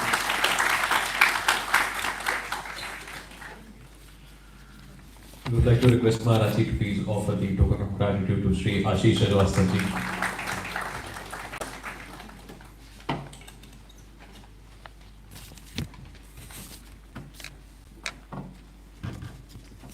There's thousands of ways to understand, interpret Swamiji, and we have 3 more youth who will be sharing their thoughts. So we'll start with Mr. Ankur Bahuguna, who is an active volunteer at Ramakrishna Mission, Delhi, and has been closely associated with us from a long time. And Ankur ji will be speaking on Swami Vivekananda's relevance in modernness.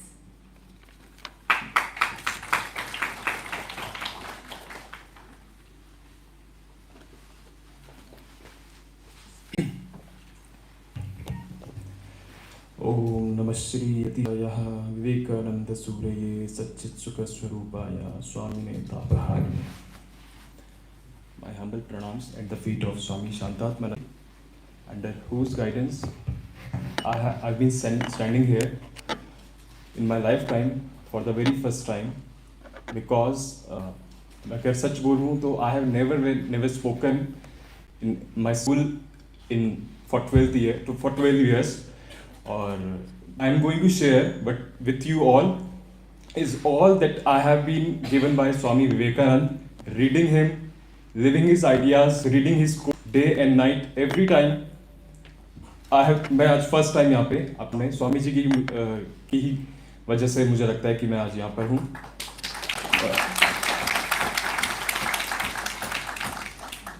तो मैं अगर अपनी बात कहूँ, अगर मेरी जो starting हुई, मुझे याद है जब मैं 12th क्लास में था, ये बात होगी लगभग 2012 के आसपास की। तो उस टाइम पे स्वामी विवेकानंद की 150th बर्थ एनिवर्सरी पे ने एक बुक निकाली थी, बुक पब्लिश की थी स्वामी जी की, अवेकनिंग इंडिया। और वो बुक हमें भी मिली थी, बिकॉज हम स्कूल में थे, तो हम स्टूडेंट्स को भी मिली थी, क्योंकि हम स्कूल स्टूडेंट्स थे। और वो बुक मुझे मिली, और वो बुक उसके बाद फिर कहाँ चली गई मुझे भी नहीं पता चला। उसके बाद फिर काफ़ी टाइम तक मुझे उस बुक का नहीं पता चला कि है या नहीं है, जो भी है, बस मुझे मिली और मैंने देखा, कवर देखा, स्वामी जी की फोटो थी और नथिंग, कुछ भी नहीं। After that I remember very vividly, around 2017, 12th January 2017, I was attending a program on Swami Vivekananda's birth anniversary at Delhi Mission, Ramakrishna Delhi, and Amjad Ali Khan was performing on that day.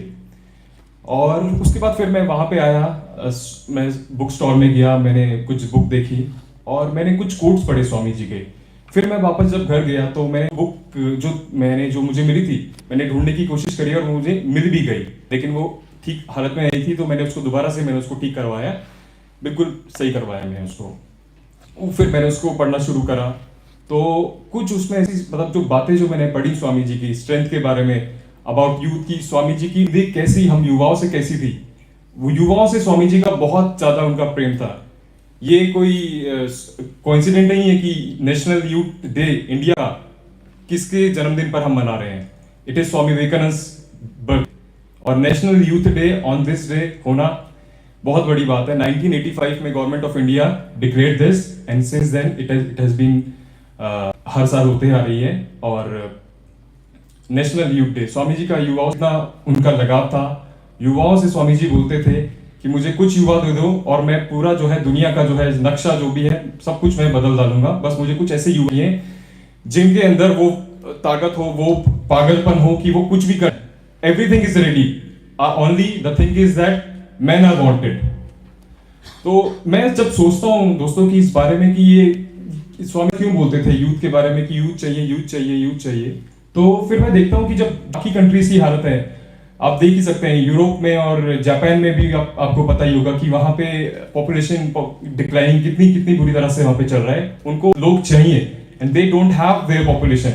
और India में इतनी अच्छी यहाँ पे population है youth की, but still वो अभी तक उस तरह से उसका यूज नहीं हो पाया है जिस तरह से स्वामी जी चाहते थे। जैसा स्वामी जी ने कहा कि वे दीज यूथ नाउ, अभी तक वो नहीं मिले हैं। तो शायद इस कन्वेंशन के बाद शायद कुछ युवा होंगे जो शायद आएंगे, कुछ आगे इनिशिएटिव देंगे, कुछ करने का प्रयास करेंगे। तो जब मुझे इस चीज के बारे में मुझे पता चला, तो मुझे जब बोला गया कि आपको ऐसा बोलना है, तो मुझे फिर मैं सोच रहा था कि मैं क्या बोलूं। लास्ट में मैंने सोचा मैं आई विल प्रिपेयर नथिंग। अगर मैं कुछ भी तैयार करूंगा तो मैं कुछ भी नहीं बोल पाऊंगा, मैं सिर्फ वही बताऊंगा जो मेरे साथ हुआ है, स्वामी जी ने जो मुझे सिखाया है, स्वामी जी से जो मैंने सीखा है। इससे बड़ा मुझे लगता है कि मेरे लाइफ में और कुछ बड़ा चमत्कार नहीं हो सकता कि मैं यहाँ पे खड़ा हूँ आपके सामने बोल रहा हूँ आपके सामने फर्स्ट टाइम। ये मेरे लिए बहुत बड़ी चीज है, ये मेरे लिए बहुत बड़ी मेरा सक्सेस है। शायद आपकी सक्सेस का पैमाना कुछ और हो सकता है, कुछ भी हो सकता है, लेकिन मेरी सक्सेस पैमाना ये है कि आज मैं यहाँ पर इस इतने अच्छे पवित्र मंच पे स्वामी जी के सामने मुझे आने का मौका मिल रहा है। ये मेरे लिए बहुत बड़ी बात है। और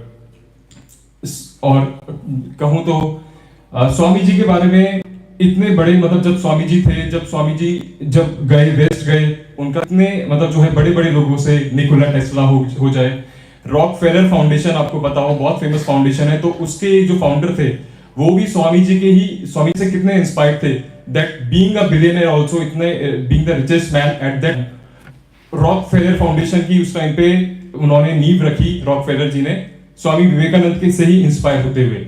जमशेद जी टाटा हम जब जाते हैं Indian Institute of Science Bangalore में, जो प्रीमियर इंस्टीट्यूट है इंडिया का, all over world it is regarded as a premier institute.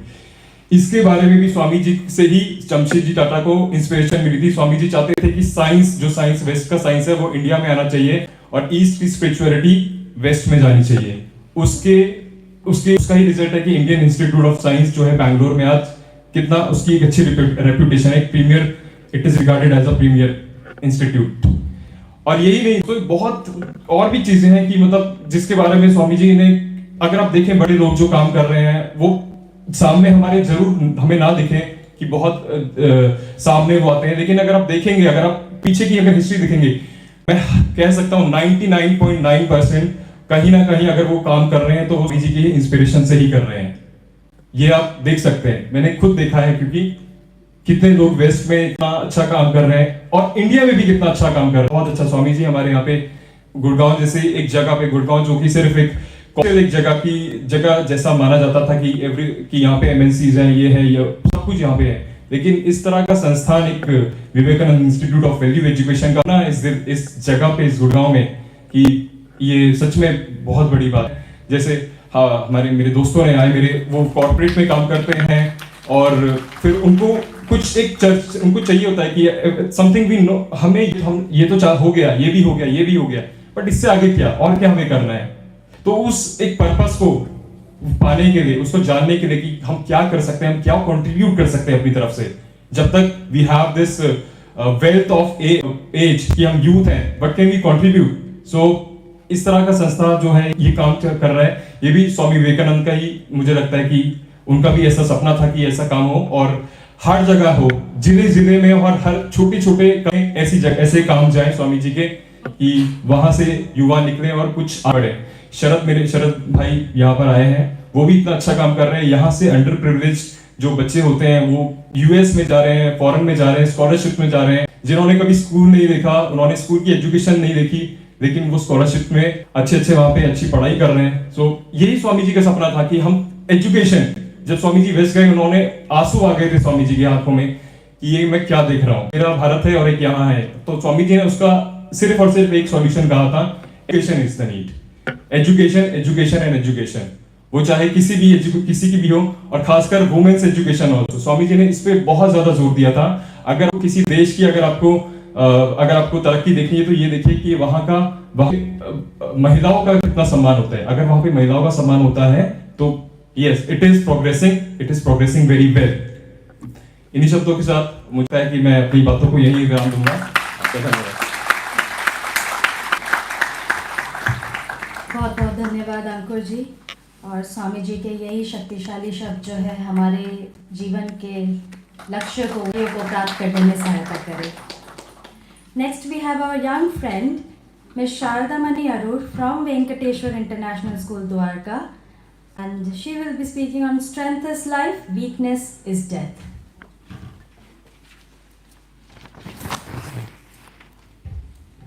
Revered Swami Shantatmananda Ji Maharaj, our Honorable Chief Guest Sarat Vivek Sagar Ji, and my dear friends, a very good morning.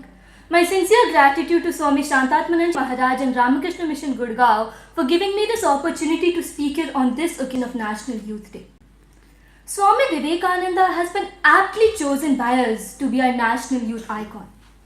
Swamiji's message is a message of strength. Each and every word of Swami Vivekananda breathes of strength, purity and divinity.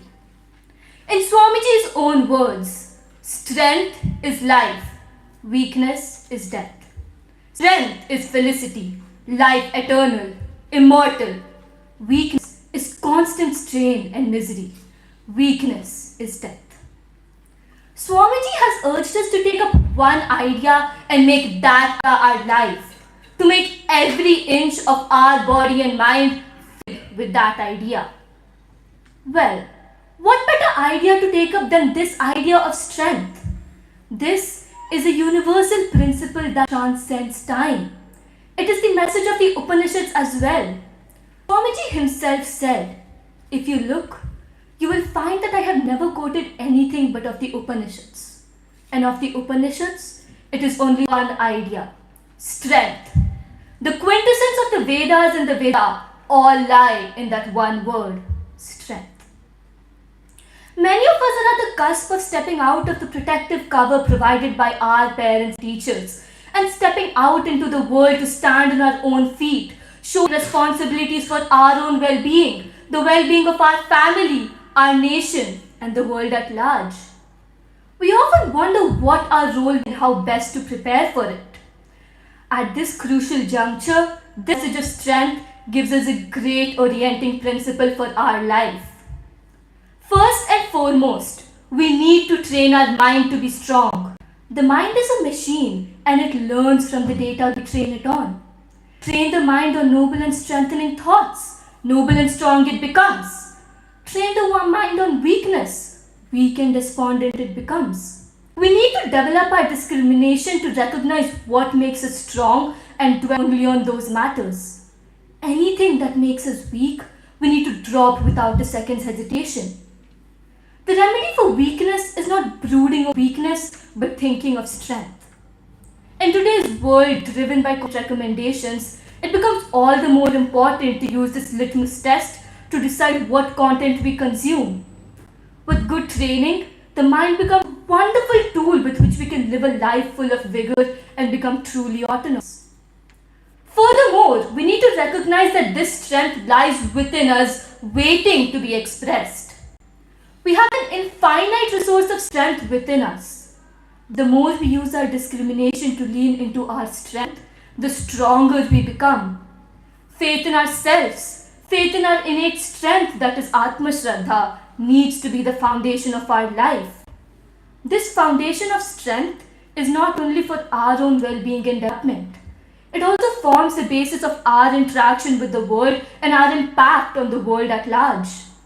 In Swamiji's words, it is weakness, says the Vedanta, which is the cause of all misery in this world. Weakness is the one cause of all suffering. We become miserable because we are weak. We lie, steal, kill, and commit other crimes because we are weak. We die because we are weak. When there is nothing to weaken us, there is no death nor sorrow. When we operate from strength, we do not feel the need to pull down others or harm them. Rather, we automatically contribute to the well-being of all. When we see that there is infinite within us, it doesn't take a big leap to recognize that this same strength is in each and one of us. Then where is the question of looking down on anybody or degrading anybody? If at all, we would strive to help them realize their potential as well. With strength as the foundation, developing ourselves, working with diligence, striving for truth and authenticity, contributing to the well-being of all, living in harmony. All these become a natural life. When we, the youth, have these values as the basis of our life, I am sure we will be able to face the many challenges of life in society and contribute towards a harmonious and bright future. Thank you.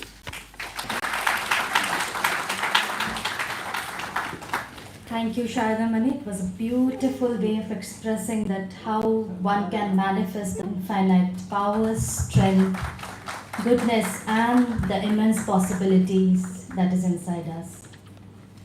Now, last but not least, in the short talk series, we have Ms. Iman Sikka from Shalom Presidency School. Iman, multi-talented person. Just now we have seen him in the skit playing the role of Sri Ram, and let us hear him out. He will be speaking on all power is within you. You can do anything and everything.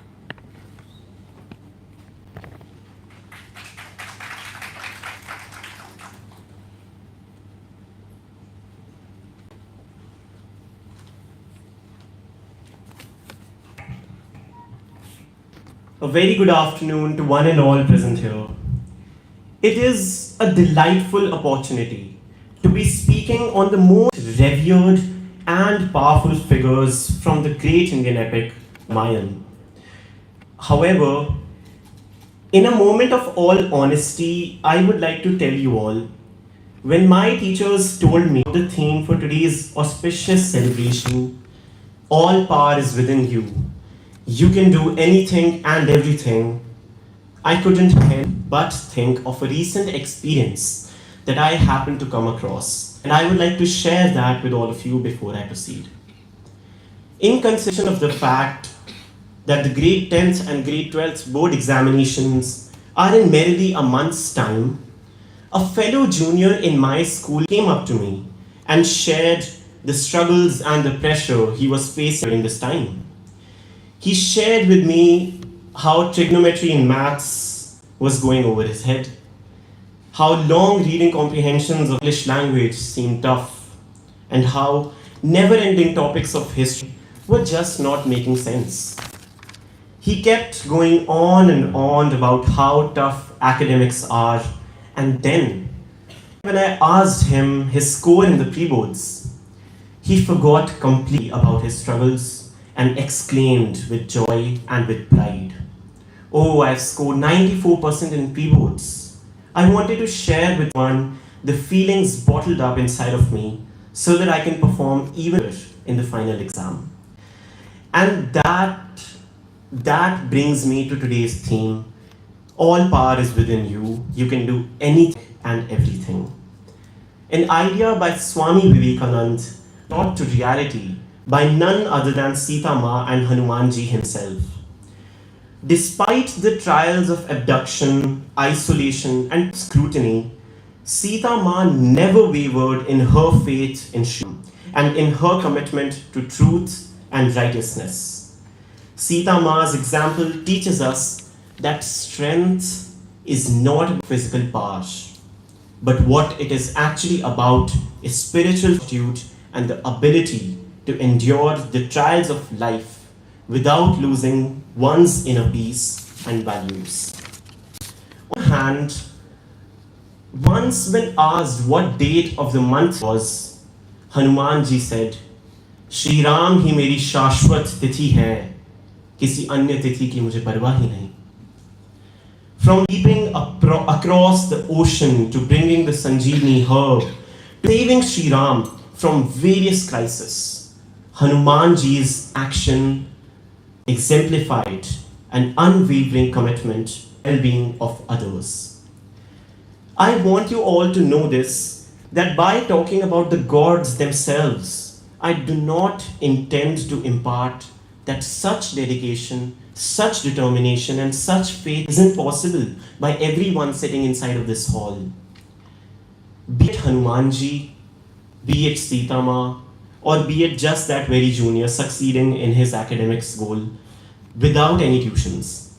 Each one of us is capable to win and succeed. क्योंकि ये सही ही कहा गया है, अगर जुनून हो sir पर तेरे और अंतर में हो विश्वास, अगर जुनून हो सर पर तेरे और अंतर में हो विश्वास, ठोकर और ठुकराने का होगा कहां तुम्हें एहसास। मकसद में सच्चाई हो तो सीना ठोक कर यही कहो, मकसद में सच्चाई हो तो सीना ठोक कर यही कहो, झुकना होगा दुनिया तुमको, विश्वास पर अपने खड़े रहो, अड़े रहो, अड़े रहो, अड़े रहो। Thank you so much. Thank you very much, Imon. It was beautiful. The way you said that Swamiji is not just an individual, he is living in each one of our hearts in the deepest course. Now for the most awaited moment, our guest of honor for the day, our special guest, Shri Sharat Vivek Sagar.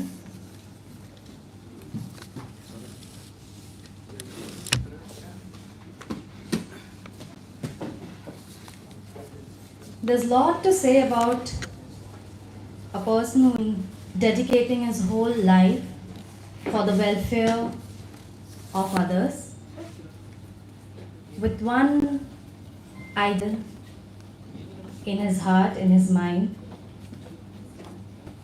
Shri Sharat Vivek Sagar, a renowned social entrepreneur, a thought leader, and a youth icon in the 21st century. He founded Dexterity Global at just the age of 16. Raised in a small town of India, he has represented the country on global platforms, won over 1,000 national and international awards, and widely celebrated for redefining education and leadership for millions. In 2022, Dainik Jagran honored him with the Editor's Choice Award as India's youth icon. And in 2024, he became the youngest Indian to be inducted as the Young Global Leader by the World Economic Forum. We are honored and grateful to have you, sir, with us today.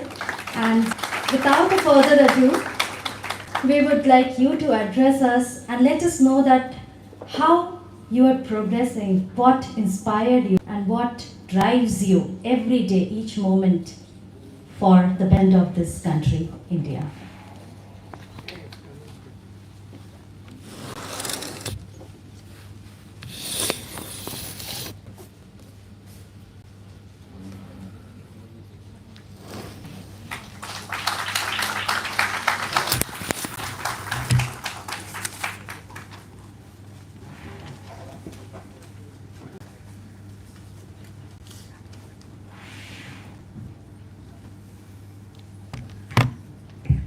I offer my pranams at the feet of Shri Ramakrishna Dev, Ma Sharda Devi and Swami Vivekananda.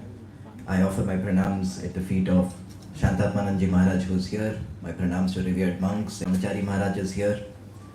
My namaskars to everyone at the Vivekananda Institute of Values, where people are working in all leadership roles, from source people to people who are guiding, who are active. And most importantly, my namaskars to our young friends who have gathered in the auditorium today. I have had the great honor that in the last several years, maybe well over a decade, on January 12, I have the opportunity to speak somewhere, sometimes in multiple states. But today, I think it is the toughest speech to make, because there is nothing that you can easily quote about Swamiji that has not already been quoted. Not a single person who is inspired by Swamiji who has not already been mentioned. And then you bring in things from outside. So kids have quoted Dinkar, kids have quoted Rockefeller, Jamshedji Tata, Mahatma Gandhi, Rabindranath Tagore. All the good examples, they're all gone. It is noon time. Of you are between me and your lunch. So that too is not making it any easier. I'm going to try and say a few things. It's clear that everything that could have been said from a stage has been said. So I'll say what you say at the dining table in the house, what you say in the family, because that is how I found Swamiji. I grew up in small towns and villages of Bihar. My father, in his student days, started going to a library when he was very, very young. And the library was run by Ramakrishna Mission.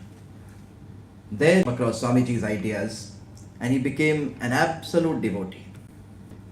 He wanted to become a monk. But then some practical realities also hit him in his student days itself. And he said, either I'll become a monk in the order of Sri Ramakrishna, or if I am forced into worldly life, I'll name my children after Swamiji. So many of you might have had the great blessing of Swamiji yourself. I did not get that opportunity. Before I was born, mine was chosen. My brother, he was born in Vasant Ritu, so he was called Basant. Vivek came from Swami Vivekananda and Sagar came from Ishwar Chand Vidyadhar. For me, only the season was awaited. So I was born in Sharad Ritu, so I became Sharad Vivek Sagar. Now parents realized that kids who have been named after Swamiji must understand Swamiji, they must read Swamiji, and at the very least they should try to walk that path. I believe that in our Indian thought and tradition, when you choose something good, you get punya for that also. I had no opportunity as such.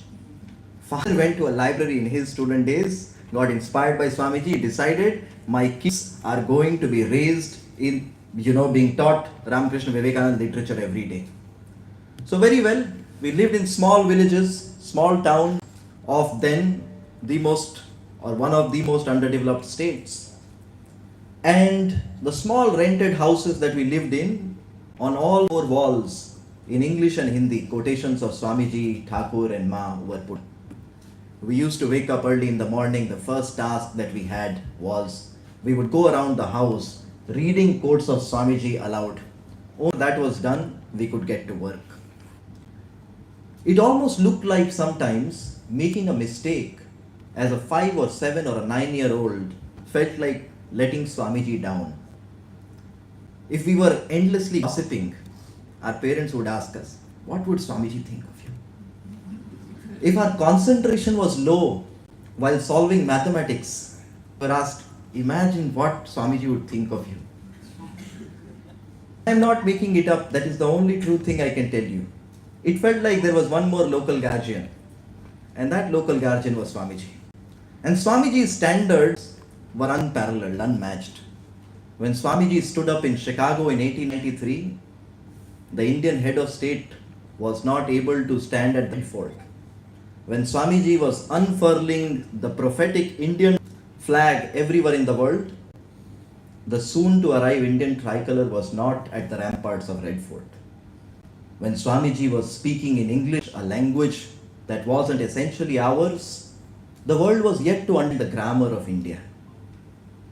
And several years later, one time, I was speaking at a Ramakrishna Mission conference. It was Indian Ethos Modern Management.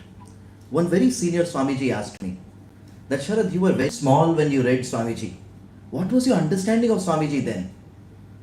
I took a second and I told Maharaj, Swamiji for me was like a superhero. There was darkness in the country. People were busy complaining about their own misery or about everything that was wrong around them. It almost seemed like that the country had lost its confidence. And he comes in. Where there was darkness, he became the radiant light. Where there was misery, he became that prophetic savior. But he did not just stop at that. He shook the nation to its very core. When you think of the timeline between Chicago and Indian independence, you look at every icon. Many were quoted today.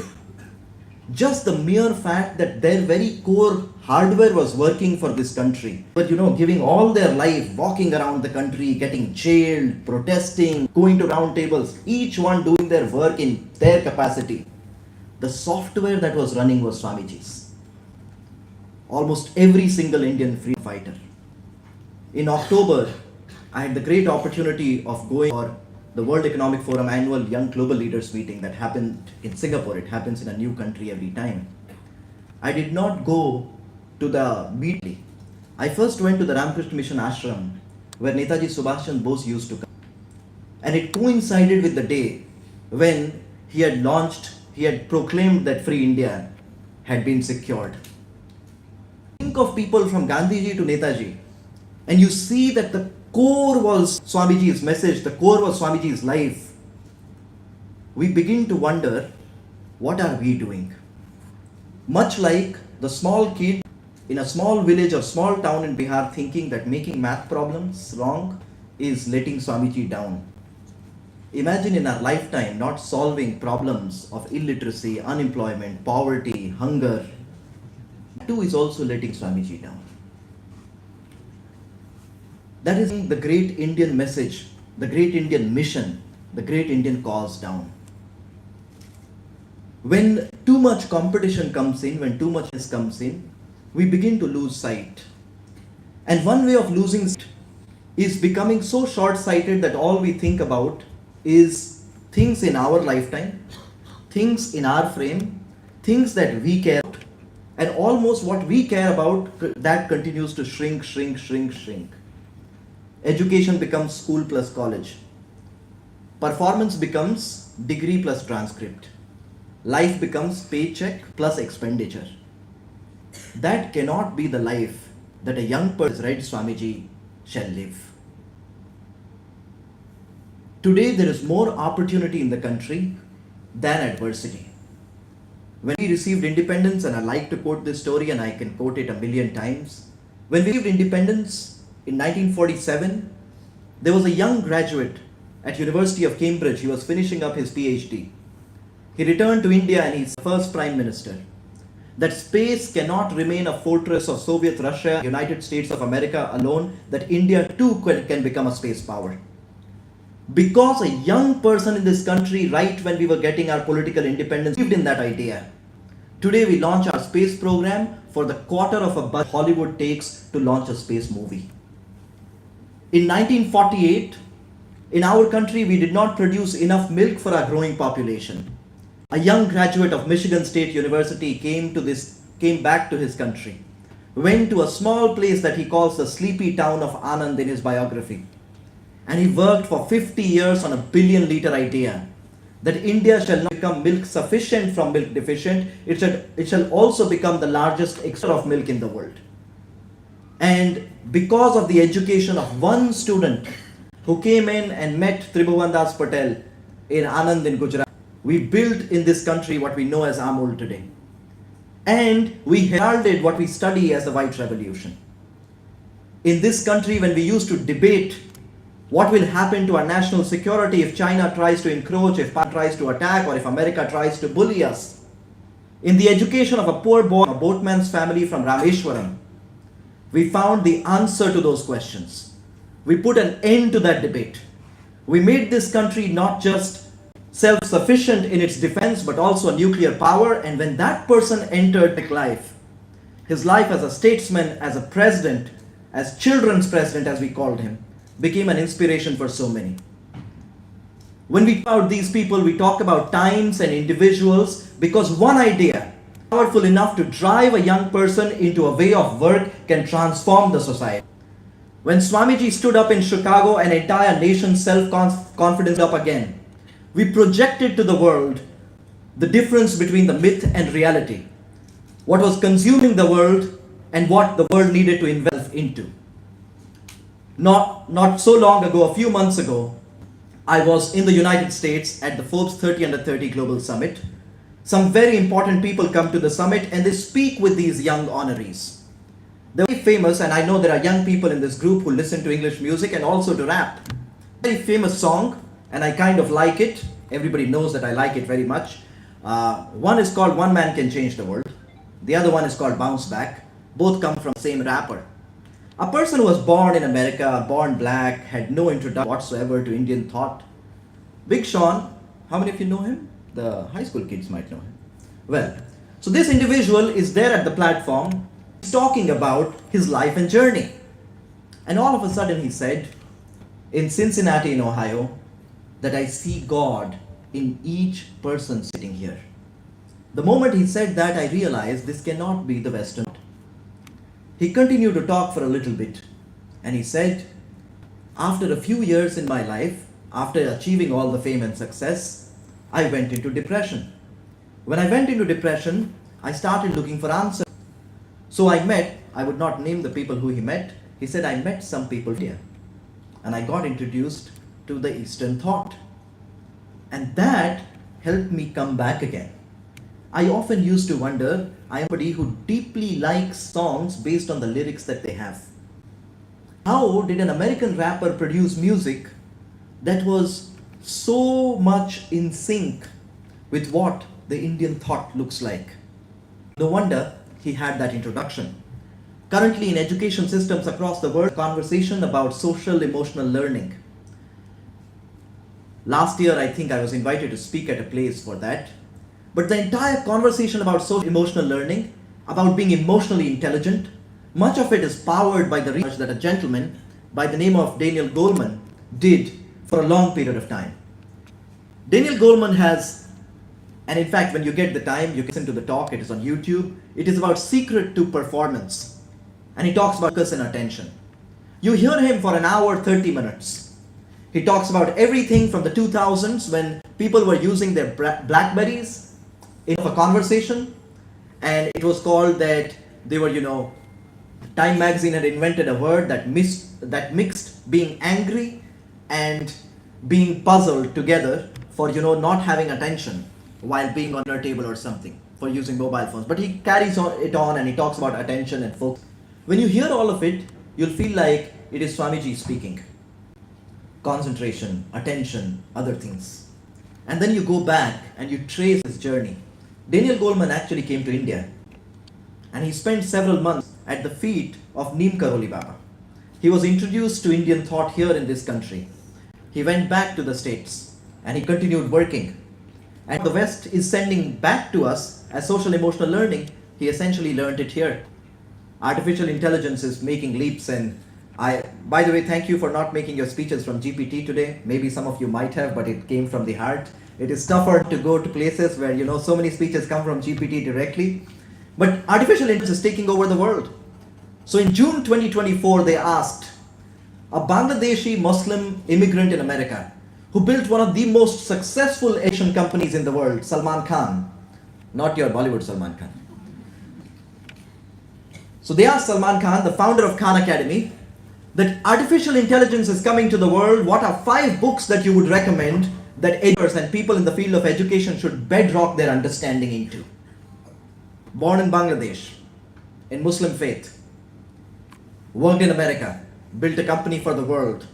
He names 5 books that in the age of artificial intelligence, education needs to be bedrocked into.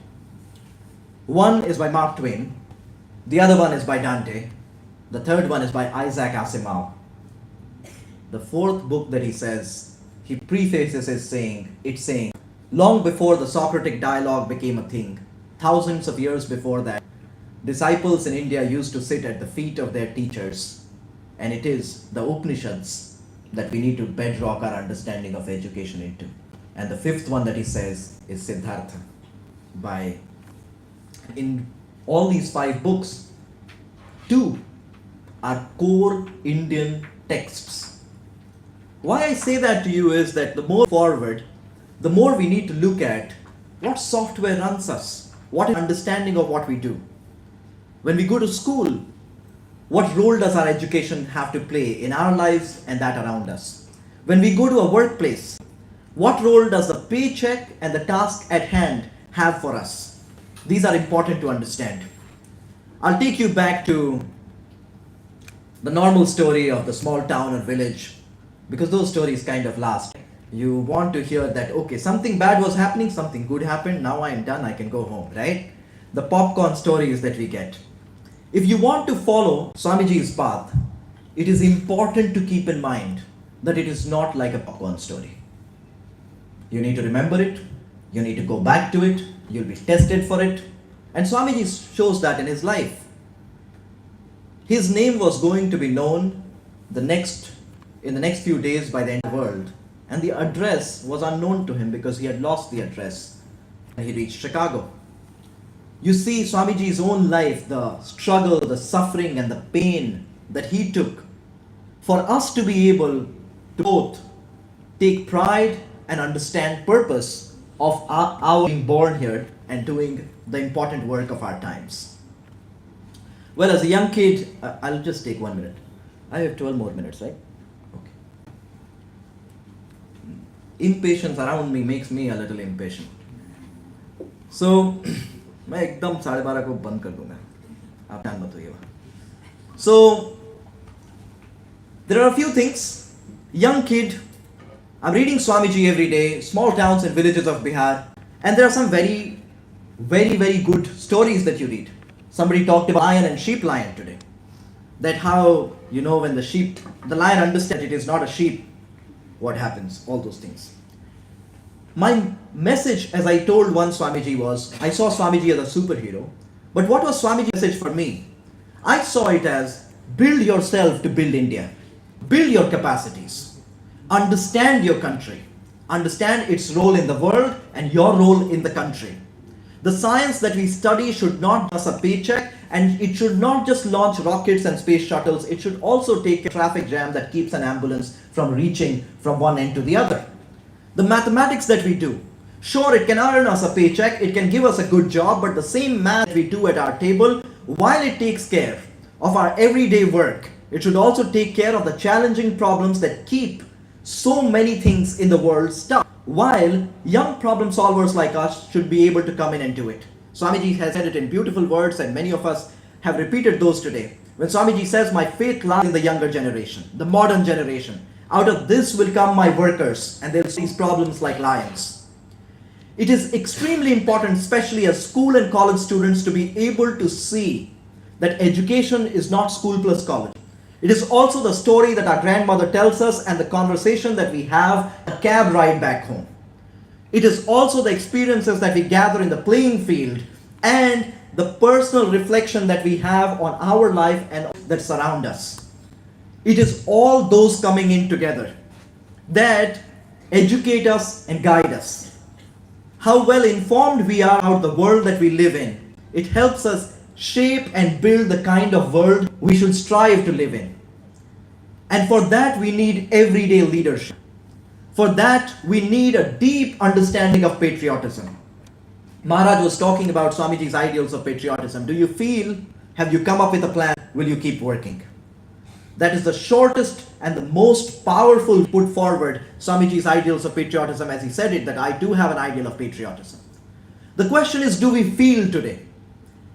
In endless scrolling, now also known as doom scrolling on social media, have we learned to pause? It is important to pause. The earliest invention that man takes pride in is the fire. Imagine the first generation that saw fire. They could have kept moving. They could have run away. They could have not cared. But we don't know whether it was that generation or some other, but some generation decided to pause. They were attentive enough to wait. They were careful enough to wait. And they were strong enough to wait. They were not fearful. Swamiji says, strength is life, weakness is death. They were not weak people, they were strong people. They were not ignorant people, they were attentive people. They saw fire somewhere, stopped. Because they stopped, they saw that this fire was keeping them warm. They saw this fire is chasing away animals. The other predatory animals that would attack them in day and night were running away from fire. And they saw that when the fire was done and dusted, the fruits and the vegetables tasted different. That generation, the generation of our forefathers and foremothers, because they paused, they realized that this fire can keep us warm when it gets colder. Because they were strong enough to wait, they realized that these animals that otherwise chase us away from this fire, and because they were attentive till the end, they realized, they experimented, and they understood that fruits and vegetables taste a little different after the fire is done and dusted. Because that generation paused, some generation understood how to make fire. Because that generation learned how to make fire, some other generation postulated theories of heat, and some other generation got a steam engine running, and one generation put an aircraft in air, and some generation figured out how do we make that fire portable enough that you can have a heater in your home when it is January cold in Gurugram. It is generational work. That is only possible when our generations learn how to pause. If you don't pause and if you don't reflect, you'll not be able to feel. Swamiji's first ideal of patriotism is, do you feel? Do you feel intensely and deeply that your neighbor can go to the same school that you can? That other people your age, younger or older, cannot get the same health care that you want? That people in this country is 11 a.m. or 12 noon, while you go to your school, somebody else goes to office, there are kids in the streets who are earning the livelihood for the entire family. I deeply and intensely when Swamiji said that there is so much work to be done. Sometimes we get a feeling that, oh, everything is good, oh, the country is at the top, everything is excellent. There is a lot of work to be done. If we do not recognize the problems, we cannot solve them. So who are the people who will solve it? It will be people from Sarabhai returning and building India's space power. People like Verghese Kurian making India a milk-sufficient country from a milk-deficient country. People like President Kalam giving us international security and a moral compass for statesmanship. So what is required as young people? What is it that we must work on? Swamiji says, do you feel? Do you feel intensely and deeply? Second one, he says, come up with a plan. It is good that you feel. Have you come up with a plan to solve that problem? And the third one he says is, it is good that you have come up with a plan, but will you keep moving forward even if you've lost all your name and fame and wealth and glory? The entire world was opposed to you. Would you still work on the same idea that you've taken up? The problem you have started with, whatever it may be. I was speaking to a group of school kids a few days ago, and there were 4 things I told the school kids, and I would say the thing to all of us. Because that is what I've learned from Swamiji's life myself. I told our school kids that if you want to move forward and serve our country, serve our community, serve your parents, and serve a real genuine purpose in life, the first thing is have high level concentration. If you don't have high level of concentration, high level of attention and focus, you'll not be able to do even the normal things properly. First, the easy will become difficult, and second, the difficult will look impossible. So high level of concentration, high level of attention and focus. And how do you get to that? Meditate in whichever way you like, eyes open or eyes closed, but make sure that every day you sit quietly for some time. There's a very simple idea that is given to young kids. Read Swamiji for 5 minutes, keep quiet and reflect for 5 minutes, pray in whichever way you do for 5 minutes. But high level of concentration. Do not indulge in useless gossip and do not indulge useless consumption of content from social media and digital media and everywhere else. Second is strong willpower. It is amazing. I get to travel around the country and everybody asks me this question at all times. Oh, I have $1 billion idea, but my parents are not allowing me, so I am not working on this startup. What is your advice? Oh, I can do all these things. My parents are not allowed, so I am not doing it. What is your advice? And I ask them, the same generation, one night before the exam, parents say, don't go to the cinema hall. They still jump the boundary and go to cinema hall. There they don't listen to what parents are saying and we should not do it. There that willpower comes. But when it is about actually getting to work, an exam or an interview, working on an idea or a project, then that willpower all of a sudden goes away. Somebody says one negative thing, that no, you won't be able to do it. Friend says it, yes, I will not be able to do it. 5 friends have told me. Strong willpower. Then the third one is core domain expertise. And the fourth one is servant leadership. I'll run it as quick as I can. Make sure that as young people, you have the level of attention, level of focus and level of concentration that is reflected in Swamiji's life, work and message again and again. But there is a very funny story that some shooters were trying to, take a shot at eggshells in the US, and Swamiji was looking at them, missing every chance, missing many of these shots, and he was smiling. So they asked him if he wanted to take a shot. So Swamiji respectfully took the shot, and it was a perfect shot, and they asked him how long he had been practicing for. He said, I picked up a shotgun for the first time today. But that is the level of attention and focus that you must have. They say that Swamiji's abilities of concentration and attention were like unbelievably high. As a kid, and remember, I have asked my father a lot of questions about Swamiji. And I encourage you to ask all those questions. Swamiji himself was a seeker. But the way you understand it is, when you were a small child, C-A-T, cat, you had to read alphabet by alphabet. You developed your capacity. Today, when you see cat, you can read it as a word. You don't have to read it alphabet by alphabet. You develop your capacity. Today, when you read a sentence saying, the cat just jumped, you can read it in one go. The more you build your capacity, the more you'll be able to read clearer and direct moving forward. But high attention. Second is strong willpower. Don't let any of you that you cannot do this, especially the good things that you want to move forward in life with. But the third part is domain expertise. Without building the core domain in fields, it is very tough to move forward. So if you want to eradicate world hunger, mere talking about it is not going to work. You need to spend your time and resources in understanding how do you solve a problem. And the final part is, of course, servant leadership. Professor Robert Greenlee postulated that into this theory in business schools across the world. Swamiji talked about it as Dasa Se Dasa long back. Servant of the servant. The leader's role is to lift other people up. So the long and short of it is, I've tried it for a few years in my life. To put it shortly, 18 years of my life I've been doing all the work, 17 to 18 years at Dexterity. We took all these ideas and we started working from the slums of our country to the high-rise buildings. These young kids have gone on to receive over 300 crores in scholarships from the world's best universities. And by the way, we do not consider that an achievement.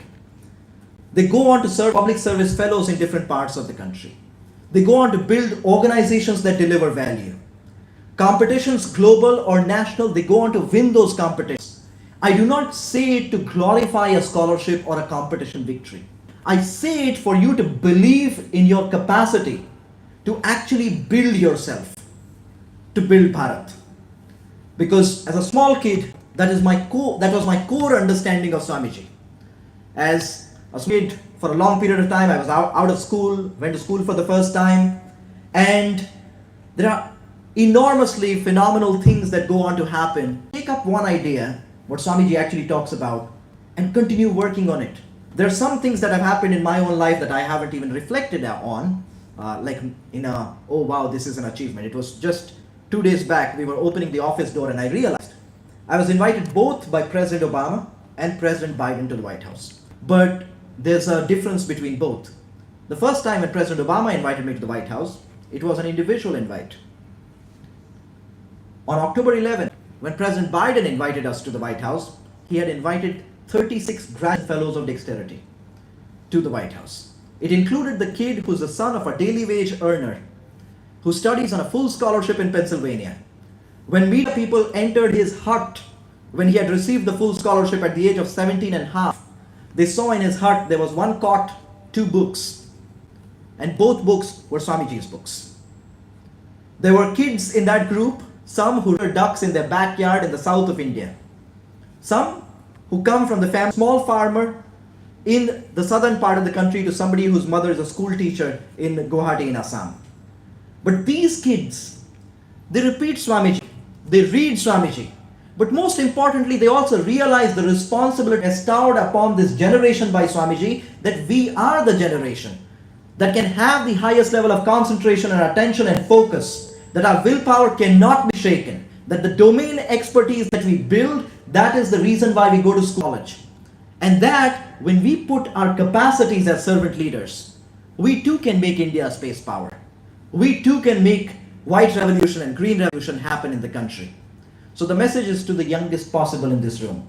I've been you for a very long period of time in places like Chhapra and Patna, at Ramakrishna Mission youth conventions. Do not just see it as a youth convention. See it as that divine blessing, serendipitous opportunity that you pick up a book that has Swamiji's ideas and you try and internalize it in your. Because people who have done it before you have gone on to become Gandhi and Nehru, Patel and Netaji Subhash Chandra Bose. And many, many more like that are needed. So this National Youth Day, essentially a fiery speech for you, but this is dining table talk. You take up Swamiji, you take up his ideas, and check yourself on all four things. Do I have the level of attention, focus, or concentration work needs? Do I have the willpower that makes me as strong as Swamiji was in his resolve? Am I building my domain expertise in some field every day? And am I to work like a servant leader out there in the society every day of my life for the country and for the world? Swamiji said, every nation has a mission in the world. India's mission is to guide humanity. So please know that the path that Indians will take in this century will set the path that the world will take in the next century. So thank you very much. May us all be blessed. Jai Swamiji. Jai Maharaj.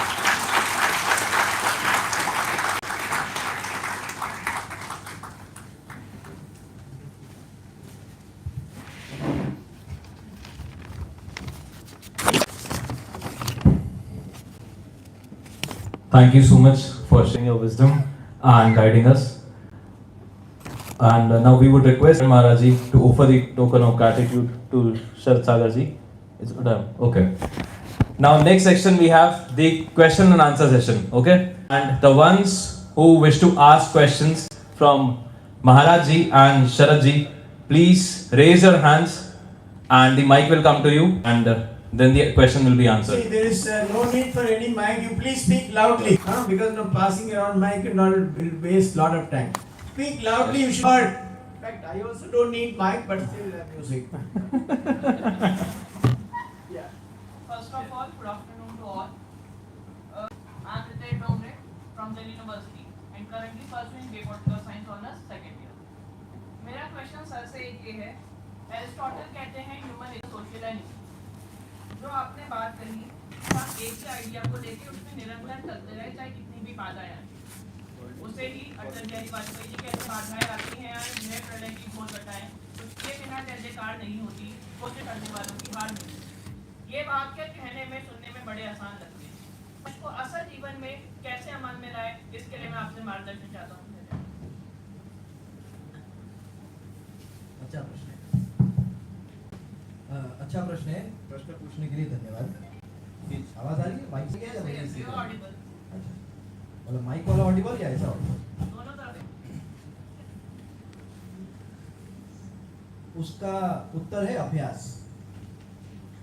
अगर आप किसी जादूगर से मिलते हैं और जादूगर सिक्का गायब करता है और रोज आप देखते हैं कि वो जादूगर मंच पर आता है, सिक्का गायब करता है, चला जाता है, और वो आपको अगर उसकी तरकीब बता दे कि किस प्रकार से वो सिक्का गायब करता है, तो आप अगले दिन के शो को नहीं कर पाएंगे। क्यों? क्योंकि जादूगर के पास उस जादू का केवल बोध ही नहीं है, ज्ञान ही नहीं है, उसका उसने अभ्यास किया है। तो आप अभ्यास के बिना वो काम नहीं कर सकते। हमारे माता पिता कितने भी ज्यादा या कितने भी कम पढ़े लिखे हों, गणित के बारे में हमेशा कहते हैं कि गणित अभ्यास का विषय है, कि ये परीक्षा के एक शाम पहले पढ़कर आप ये काम नहीं कर सकते। गणित हमें थोड़ा कठिन लगता है, इस कारण हम उसे अभ्यास का विषय बना देते हैं। जीवन में बहुत सारी कठिनाइयां होती हैं, अटल जी के शब्दों में आपने उसको रखने का यत्न किया। तो आप जब अभ्यास करते हैं, उसे आप जब अध्यात्म जगत में जाते हैं तो साधना क्या है? आप उसके बारे में किसी के जीवन चरित्र में लिखते हैं तो कहते हैं श्रम साध्य, पेनस्टेकिंग एफर्ट। तो जो श्रम साधना से आप प्राप्त करते हैं वैसा होता है। तो आप कोई भी काम अगर करते हैं तो उसे 3-4 चीजों में बांटने का प्रयास करें कि भाई इसके लिए मुझे क्या करना है। तो मुझे निरंतर पढ़ना है, निरंतर लिखना है, कुछ लोगों को मिलकर बातें करनी है, और एक योजना बनानी है, जो भी है विषय, और उसका अभ्यास निरंतर करते रहने से ही आप उसमें आगे जाएंगे। जो हम कैट वाला एग्जाम्पल ले रहे थे, उस उदाहरण में भी वही विषय है। आप अभ्यास करें, निरंतरता के साथ अभ्यास करें, और इसीलिए स्वामी जी को भी रोज पढ़ने के लिए इसीलिए कहते हैं। एक दिन पढ़े, बहुत इंस्पायर्ड हो गए, तब तो फिर सिनेमा देखना स्वामी जी पढ़ना बराबर हो जाएगा ना। कि सिनेमा देखने के अंत तक जब तक वो झंडा वंडा आता है और भारत माता की जय होती है, तब तक लगता है नहीं अब कुछ करना है, कुछ नहीं। जितने लोगों ने सिनेमा में प्रेरणा पाई है, अगर सब काम कर जाते तो देखना। इसीलिए थोड़ी स्वामी जी से प्रेरणा लेनी होगी, क्योंकि आप रोज जाएं, रोज पढ़ें और रोज उसको लेके आगे बढ़ें, उसका अभ्यास करें निरंतर जीवन। Anyone else? Joseph wants it. I have a very big question, and the question is how to build self-confidence and willpower. How to build self-confidence and willpower. This is when I was a small kid, my voice, whenever I called customer care or something, it was very, very feminine. There's nothing bad in it. It is great. But the problem was I was a small kid, and every time they used to say, ma'am, yes, ma'am. So I used to go to people. I wanted to be a very good debater. And I was very small. So I would always go and ask people, how can I have a strong, how can I speak properly? And people would say, practice. And it was, very, very frustrating. And when I saw your face and when you said, I have a very big question, and then you asked how to build self-confidence, and what was the second part? Willpower, right? I'll answer the first one. It is that frustrating answer. It is practice. When you actually do something again and again.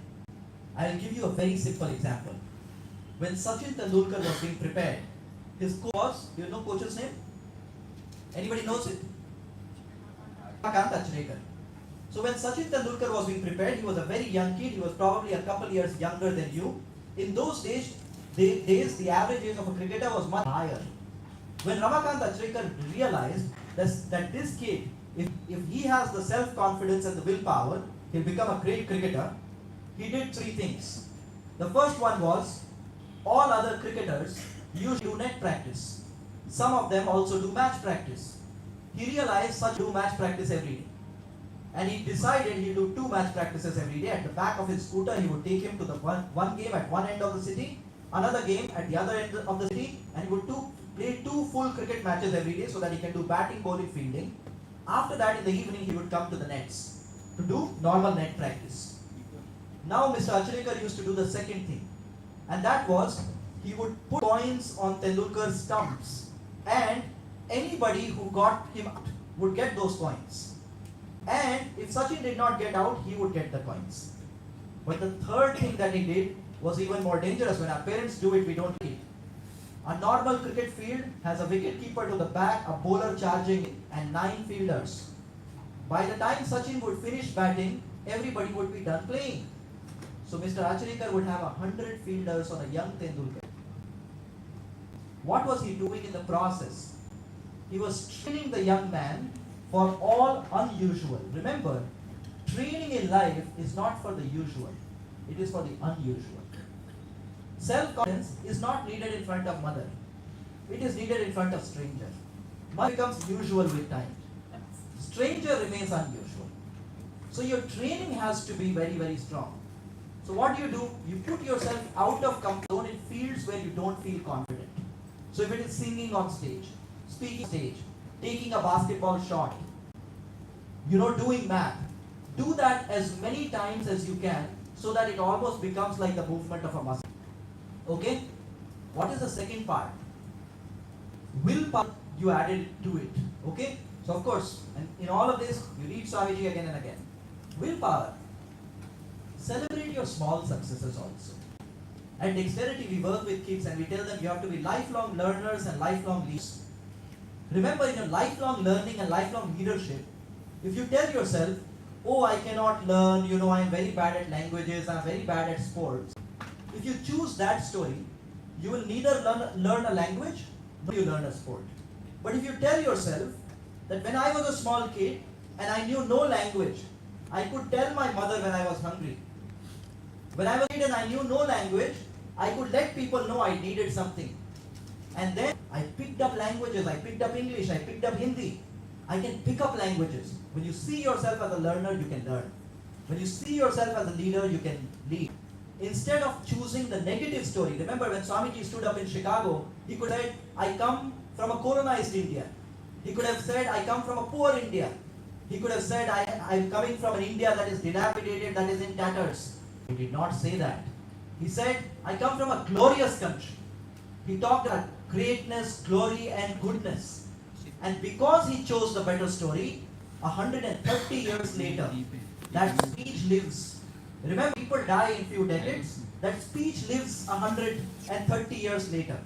And because Swamiji chose the better story, it still inspires us. So in your life, choose the better story. Now, tomorrow if you go for maths and if I tell you, you can't keep your shoes in place, what will you do in your math exam? That have some impact. But if you tell yourself, no, I've been able to take these baby steps right, I have these small successes, I can build on this. That will give you more confidence to move forward. So take small actionable steps, work on it and work. Okay? Anyone else? No, somebody else. No, you tell somebody else. You already asked once. Yeah.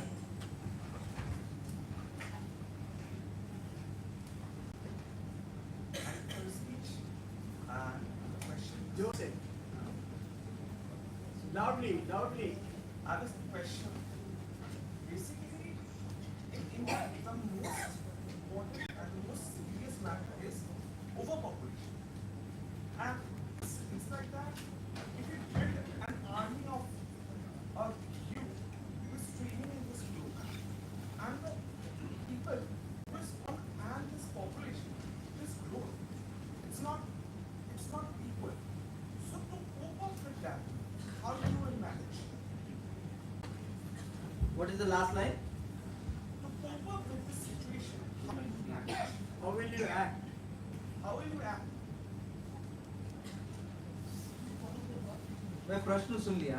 मुझे सभागार में जितने अपने युवा साथी बैठे हैं बस एक बात कहनी है. बिना माइक के सिर्फ एक व्यक्ति सुना जा सकता है. तो बिना माइक के 4-5 बात करेंगे तो फिर कोई नहीं सुनाई देगा. जो खड़ा है वो बोलेगा, जो बैठे हैं वो बोलेंगे. बगल वाले से बात बाहर जाएगी. हाँ. Overpopulation, how to cope? Yes. Because the main problem in India is overpopulation. As you can see, each and every place has this problem. But like if we get the example from China, so they have already solved this situation. But in India, we are still struggling in this. So, of this youth program, all those things, this ratio, अच्छा विषय. very less. So the people who is dealing means this population is Very far more. Yes. So how you will cope I'll give 3 quick answers. 3 short sentences. The first one is, if you went around in the country today and asked 1 billion people, one thing that is holding India back, we'll have a billion problems. What we need is just imagine instead of those problems, we had one solution each. We would be a different country. That is one. Second is, for all kind of problems, many believe that education is the core. Okay? But I'll say the third thing and kind of end it. Overpopulation, we can have a conversation about it, the right people. But the third thing that I want to say is, there are 2 ways majority appliances in our houses work. One is a battery. You build the battery for a specific purpose, it fits only those devices and it works only long. The second is the electricity that is flowing in the house. That anything you plug in, anything you turn on, it gets that working. The shift that we need in the building of our human resources, in the training of our young people is, the battery training needs to turn into that electric training, that electricity training. That basically means a person with conviction, a person with domain expertise, that is what we were talking about. When they enter different fields, the people tackling overpopulation will tackle overpopulation, and the people tackling, nuclear science or quantum computing, they will tackle that. So the larger conversation I'm happy to have that conversation outside. The larger conversation is, when you build people of that capacity, those things get acted upon themselves. As Swamiji also says in that answer, that the young people, they will work out those problems. And it is also right, आप किसी के पास जाओ, मैं ऐसा नहीं कि आपके प्रश्न को ऐसे ही करने के लिए बोला। हम जब छोटे बच्चों को चुनकर लाते हैं डेक्सेरिटी में, कुछ डेक्सेरिटी वाले भी बैठे हैं, सारे बच्चों को पूछते हैं, देश में एक परेशानी बताओ जिस पर आप अपनी शिक्षा को लेकर काम करो। कुछ डोमेस्टिक वायलेंस लिखते हैं, कुछ खाने की कमी लिखते हैं, कुछ सारे बच्चों को गोल्फ ट्रेनिंग हम नहीं दे रहे, ये भी लिखते हैं। मैं बना के नहीं बोल रहा। तो होता क्या है कि वो it is like elephant in the room, जिसको पूंछ दिखी उसे रस्सी लगा, जिसे पैर दिखा उसे खंभा लगा। कारण उसमें फंसने से बेहतर है कि हम इस प्रकार के लोगों को तैयार करें जिनकी शिक्षा सक्षमता में परिवर्तित हो और जिनकी सक्षमता से अनेक समस्याओं का समाधान हो सके, वो सेवक नेतृत्व दे सके, सेवा के भाव से कर सके। ऐसा है।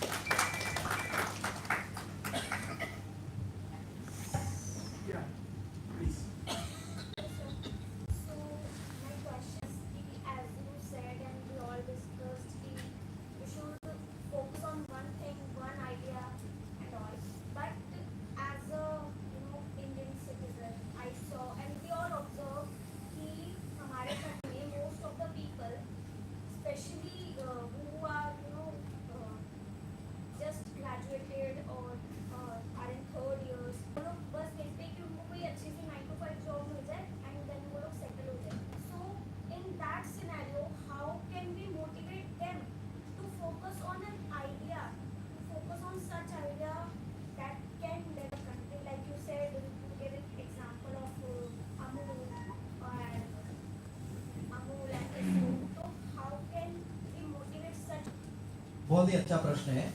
मैं जब बोल रहा था उसने इस बात को एड्रेस नहीं किया, बट इस कारण एड्रेस कर सकता हूँ। सबसे पहले तो ये जान लेना, और अच्छा है कि हम गुरुग्राम में ये चर्चा कर रहे हैं, ये जानना अनिवार्य है कि भारत का हर एक नागरिक जो जहाँ भी काम कर रहा है वो राष्ट्र सेवा ही कर रहा है। जो है ना, बहुत सारे युवा अच्छा पढ़ लिख कर जाते हैं, किसी कार्यालय में जाते हैं, बोलते हैं, बाहर मिलते हैं, बोलते हैं आप देखिए कितना अच्छा देशभक्ति का काम कर रहे हैं, हम क्या कर रहे हैं। नहीं, वही सब अच्छा काम कर रहे हैं। श्रीमद स्वामी रंगनाथानंद जी महाराज कहा करते थे, 30 प्रेसिडेंट ऑफ रामकृष्ण मठ एंड मिशन, कि आप LIC के टेबल पे हो और जब आप उस पेपर को देखते हो, आप अपने पेपर वर्क को देखते हो, सिर्फ कागज की तरह देखते हो, आप अधिकारी हो, अपने आप को सिर्फ अधिकारी की तरह देखते हो, तो आप उस कार्य सेवा की तरह नहीं कर पाते। पर जब आप उसी कार्यालय पे रखे हुए उसी कागज देखते हैं, उसी पन्ने को देखते हैं, और उस पृष्ठ पर आपको किसी के बेटी की विवाह दिखती है, किसी के पिता के गुजर जाने के बाद परिवार के लिए मिलने वाले पैसे, आपको उसी पन्ने में किसी बच्चे की पढ़ाई दिखती है, तब वो पन्ना बदल जाए, वो काम बदल जाता है, वो मेज बदल जाती है, वो अधिकारी और वो पूरा का पूरा कार्यालय बदल जाता है। ऐसे लोगों की आवश्यकता है। हम क्या करते हैं, हम बचपन से ही एक माइंडसेट है ना, 10वीं तक पढ़ाई कर लो उसके बाद मजा ही मजा है, 12वीं तक पढ़ाई कर लो उसके बाद मजा ही मजा है, अब कॉलेज कर लो उसके बाद मजा ही मजा है, नौकरी में चले जाओ फिर मजा ही मजा है।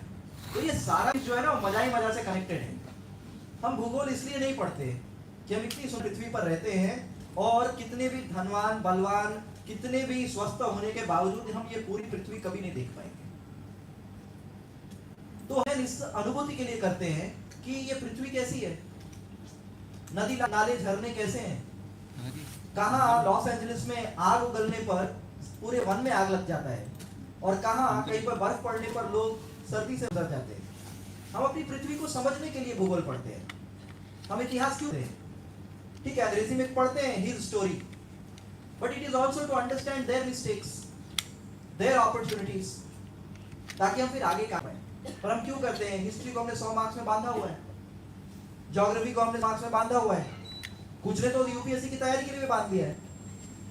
तो इस पूरे के पूरे क्रम में जब आप उस काम का पर्पस नहीं समझते, तो वो काम अर्थहीन हो जाता है, रसहीन हो जाता है, उसमें आनंद आना बंद हो जाता है। But it is important wherever you are. So if you are working in an office, that idea has to be, it can be a spiritual idea, it can be an ethical idea. So I like to be very cognizant of my space. So I will give you one quick example. My father worked for the State Bank of India. One time at his counter, and sometime he was working on एक currency exchange वाला table पे, ठीक है, Patna main branch आ गए थे उस समय तक, और वहां पर करेंसी एक्सचेंज के टेबल पे एक जापान का लड़का आकर बेचारा खड़ा था और कोने में इधर उधर देख रहा था कि क्या करना क्या नहीं करना।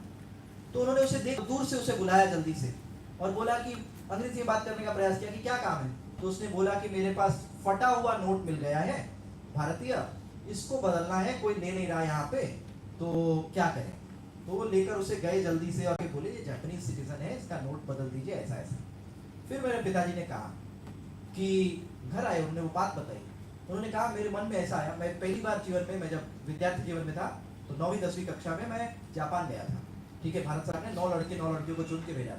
उन्होंने बोला जब मैंने उस जापानी लड़के को कार्यालय में देखा तो मुझे लगा मेरा बच्चा भी ऐसे ही कहीं जाता होगा तो लाइन में खड़ा होता होगा और किसी और देश में सोचता होगा कि क्या करना। पर वो जो भाव है ना, that one idea it enters your life, कि LIC की में रखा हुआ ये जो पेपर वर्क है, ये सिर्फ पेपर वर्क नहीं है, कुछ जुड़ा हुआ है इससे। बैंक में आया हुआ नागरिक वो भी किसी का बच्चा है।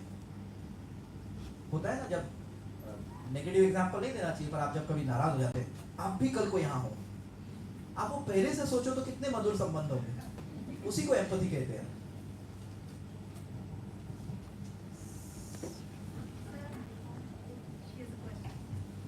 How to be consistent? Like जब हम कोई काम शुरू करते हैं तो स्टार्टिंग में हमारे अंदर बहुत फायर होती है कि हम ये करेंगे, लेकिन धीरे धीरे वो फायर बुझ जाती है और हम वो काम छोड़ देते हैं करना। तो उसको कैसे कंसिस्टेंट के साथ कर सकते हैं? अच्छा प्रश्न। There are 2 words I'll use.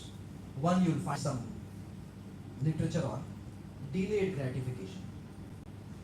कि कोई भी चीज आपको थोड़ी देर से मिले, ऐसा नहीं कि परिणाम मिल जाए, केवल फल के लिए काम ना करते रहे। And second is peacefully passionate. बहुत बार क्या होता है ना, बहुत इमीडिएट बड़ा पैशनेट होता है, आज कल बदल देना है, कैलेंडर देख करके कोई भी बदलाव नहीं आता। वो लगातार आप काम करते रहेंगे तो फिर वो बदलाव आएगा। और डिलेड ग्रेटिफिकेशन में स्टैनफोर्ड विश्वविद्यालय में उन्होंने एक छोटा सा एक्सपेरिमेंट किया।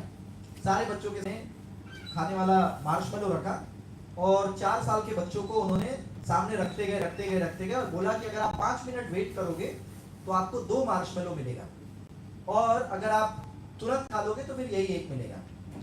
और उन्होंने लंबे समय तक उन बच्चों को देखा। 16 वर्ष की आयु के जब वो बच्चे हुए तो 12 वर्ष के बाद उन्हें पाया कि जिन बच्चों के पास वो कैपेसिटी थी अपने माइंड को कंट्रोल कर पाने की, कि वो दूसरे मार्शमेलो तक रुके, उन्हें SAT की परीक्षा, अमेरिका में सब एक आय वर्ग के थे, सब स्टैनफोर्ड के प्रोफेसर्स के बच्चे थे, तो माता पिता के पास बुद्धि भी है, साधन भी है। वो बच्चे जो 4 वर्ष की आयु, जिनकी कैपेसिटी डेवलप थी कि एक मिठाई अभी छोड़ेंगे तो 5 मिनट बाद 2 मिठाई मिलेगी, वो 5 मिनट रुक गए और अकेले छोड़ा था कमरे में। उन्हें SAT की परीक्षा में 1600 मार्क्स में 260 मार्क्स ज्यादा आए उन बच्चों से जिन्होंने एक बार में लब से वो मिठाई खा ली, सोचा 5 मिनट बाद क्या मिलेगा क्या नहीं मिलेगा नहीं मालूम। बट वो एक्सपेरिमेंट इसलिए वो करते हैं कि जो डिलेड ग्रेटिफिकेशन है ना, उसकी आदत बना पाना। अभी क्या होता है, हमें क्विक रिजल्ट्स चाहिए होता है, क्विक रिजल्ट्स, एंड अभी पूरा का पूरा जो मोबाइल सिस्टम है वो भी उसी चीज को फीड कर रहा है। आपने कुछ सोचा तो क्विकली लिख दिया, किसी ने क्विकली रिएक्ट कर दिया, शेयर कर दिया, हर चीज से मेट्रिक निकल रहा है। वो मेट्रिक क्वालिटी ऑफ लाइफ, पहले तो हम लोगों को समझाते थे ना कि ये बैलेंस क्वालिटी ऑफ लाइफ को एक्सप्लेन नहीं करता। अब तो ये भी बताना पड़ता है ये social media viewership quality of life को नहीं ये करती। तो वो क्वालिटी ऑफ लाइफ और वो capacity to do things in life, that has to be build. And उसी के लिए जो आप कंसिस्टेंसी बात कह रही हैं, आप बहुत रिवॉर्ड बेस्ड मॉडल रखिएगा कि आज कुछ शुरू किया। बंदरों की कहानी बताते हैं कि बंदरों ने आम की गुठली जमीन में डाली और तुरंत फिर देखना शुरू किया कि भाई हमने कुछ काम किया है, गुठली डाली है, तो तुरंत जाकर के ऐसे खोद के देखिए आम का पेड़ नहीं आया, आम का पेड़ नहीं आया। हनुमान नहीं थे, वो नहीं समझ रहे थे। तो वो कहते हैं धीरे धीरे रे मना धीरे सब कुछ हो, माली सींचे 100 ऋतु आए फल हो। तो जब आप काम में लगते हैं ना तो इमीडिएट रिजल्ट सोच के मत जाइए, मान के जाइए कि भाई ये काम है, ये चलता रहेगा, एंड उसकी सहज चर्चा परिवार में किसी से करते रहिए, या एक या दो जो आपके निकट के लोग हैं उनसे चर्चा कीजिए। कहते हैं ना कोई बात सबको बता देनी है, कोई वाले को बता दो, तो उससे क्या होता है थोड़े अकाउंट, अब नया मैनेजमेंट का कॉन्सेप्ट है ना, अकाउंटेबिलिटी बडीज क्रिएट करते हैं, तो क्या होगा ना आपका परिवार आपका अकाउंटेबिलिटी बडी हो जाता है। आज आप दादाजी को जाके बोलेंगी कि ज्योग्राफी का पेपर देके यूपीएससी करूंगी, तो कल पूछेंगे क्या हुआ ज्योग्राफी का, क्या हुआ यूपीएससी का। तो इसलिए जो आपसे समीप है, निकट है, उनसे सहज चर्चा भी करें कि मैंने ये काम शुरू किया है, और हर कुछ समय पे जाके उनसे उस पर आदान प्रदान करें विचार का कि क्या हो रहा है, अभी तक कहाँ तक पहुंचे। हमें रिस्पॉन्सिबिलिटी लेना बहुत अच्छा लगता है, उसकी अकाउंटेबिलिटी लेना बहुत अच्छा नहीं लगता, वो दोनों लेना होगा। ठीक है,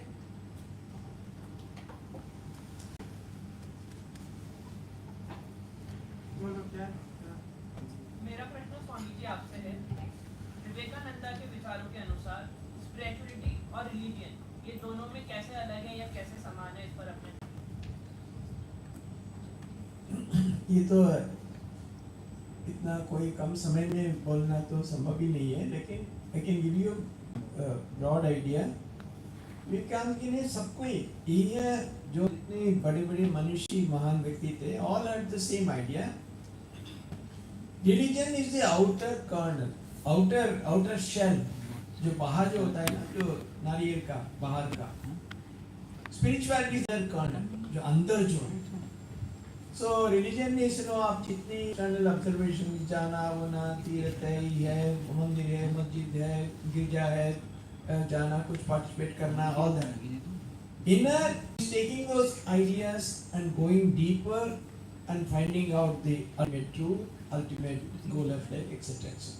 So very broadly, if you say religion is the outer shell, उसमें बहुत करना नहीं करना, आना है, अच्छा है, बुरा है, allowed not allowed, so many rules and regulations, नियम वगैरह, all that.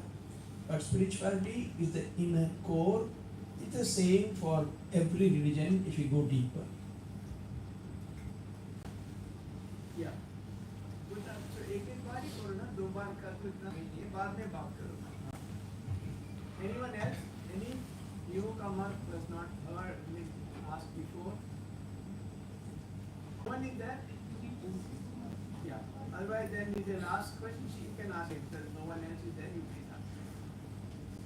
So, as everyone talks about digital arrest, so I want to ask कि एक तरफ तो हम कह रहे हैं कि we are digitally arrest, using our phones regularly and all, and secondly हम ये देखते हैं कि हमें अगर अपने thoughts लोगों तक पहुंचाने हैं या कुछ भी करना है, अच्छे काम बेसिकली, हमें उसके लिए भी टाइम पे मास कम्युनिकेशन की ज़रूरत है, हमें उस टाइम पे भी हमें फ़ोन ही काम।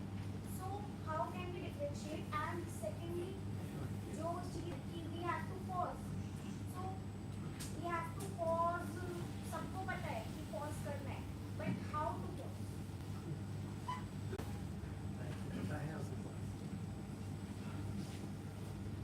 डिजिटल वाले विषय में बहुत सिंपल सी बात है। बस में आप जाते हैं ना, तो बस में कहते हैं कि कोई बुजुर्ग आ जाए तो उनको अपना सीट देना चाहिए, महिला आ जाए तो उनको अपना सीट देना चाहिए। आप ड्राइवर हो तो सीट नहीं देना चाहिए, नहीं तो फिर एक्सीडेंट हो जाए। तो आप हैं सोशल मीडिया पे हैं, डिजिटल टूल्स यूज कर रहे हैं, अगर आप ड्राइविंग सीट में आप काम कर रहे हैं तब तो आप अपना काम करते रहें। It is a difference between you pick up the pen and write or the pen picks you up and drums. Whether this is your tool, this is something that you use, or you are its tool. This uses you. ये reel देखा ना, अगला दे, ये अगला दे, ये अगला दे. These guys, and remember, it is not these guys. It is again the power of human mind. सब आप artificial intelligence सब credit करो, but it is the power of human mind. एक MIT के प्रोफेसर ने AI शानदार काम किया, मेरे अच्छे साथी हैं, उन्होंने बहुत सुंदर बोला। उन्होंने बोला जब कैलकुलेटर आया तो हमने कहा it is human, the human brain को हमने कैलकुलेटर से कंपेयर किया। फिर कंप्यूटर आया तो हमने ह्यूमन ब्रेन को कंप्यूटर से कंपेयर करना शुरू किया। AI आया है तो उसे हम ह्यूमन ब्रेन से फिर कंपेयर करें, नॉट रियलाइजिंग ये सब ह्यूमन ब्रेन से ही आ रहा है, right? So it is a very simple thing about digital, use it for good, don't get used by it, and for we all know we should pause. I encourage you to question if we actually know that we should pause. And to do it, just like movement takes effort, you'll have to put in the effort to actually put everything aside and pause. That too is an activity. Inactivity is also an activity. You'll have to plan it. So, finally, it's time to bid farewell to all of you, and then now there will be distribution of lunch packets. I think all of you have given your feedbacks probably by now.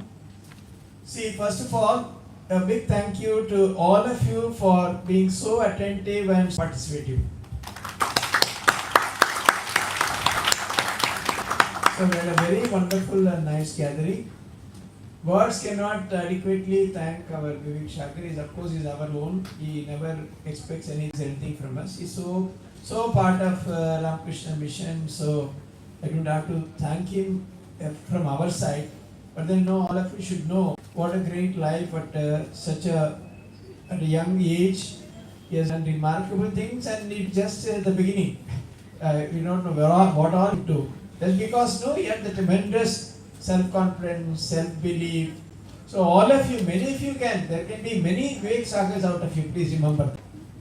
And I thank also all the other institutions who brought their students, were going to college, and then university. I think probably it's much more than a college.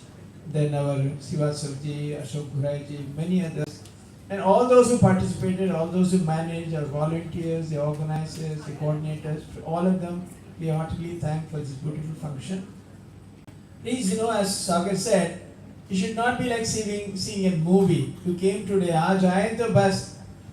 You must be connected, stay connected. That's very important. So for those in Delhi NCR, we run a program called Youth Connect every Sunday between 4 to 5. Please join offline or online. Be connected. Something might emerge. Some great idea will come out. Always come with that hope. Entertain that hope in your hearts. Be connected all the time. You'll find that you are discovering many wonderful things. So Youth Connect every Sunday at 4.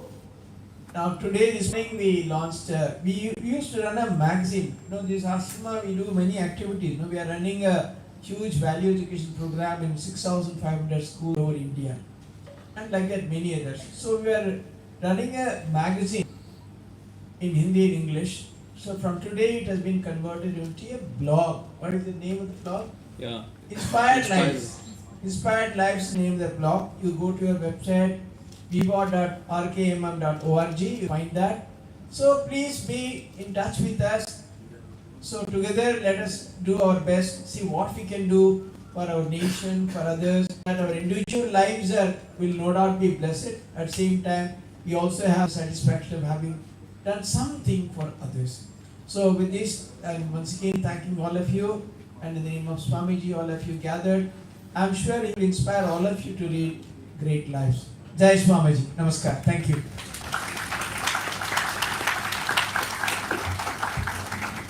Thank you so much, Maharaj and Sharat. And thank you everyone for the enthusiastic participation. Before you leave, please collect your food packets from the entrance gate. And at the same time, those who have not returned the feedback forms, kindly send to the volunteers in this room.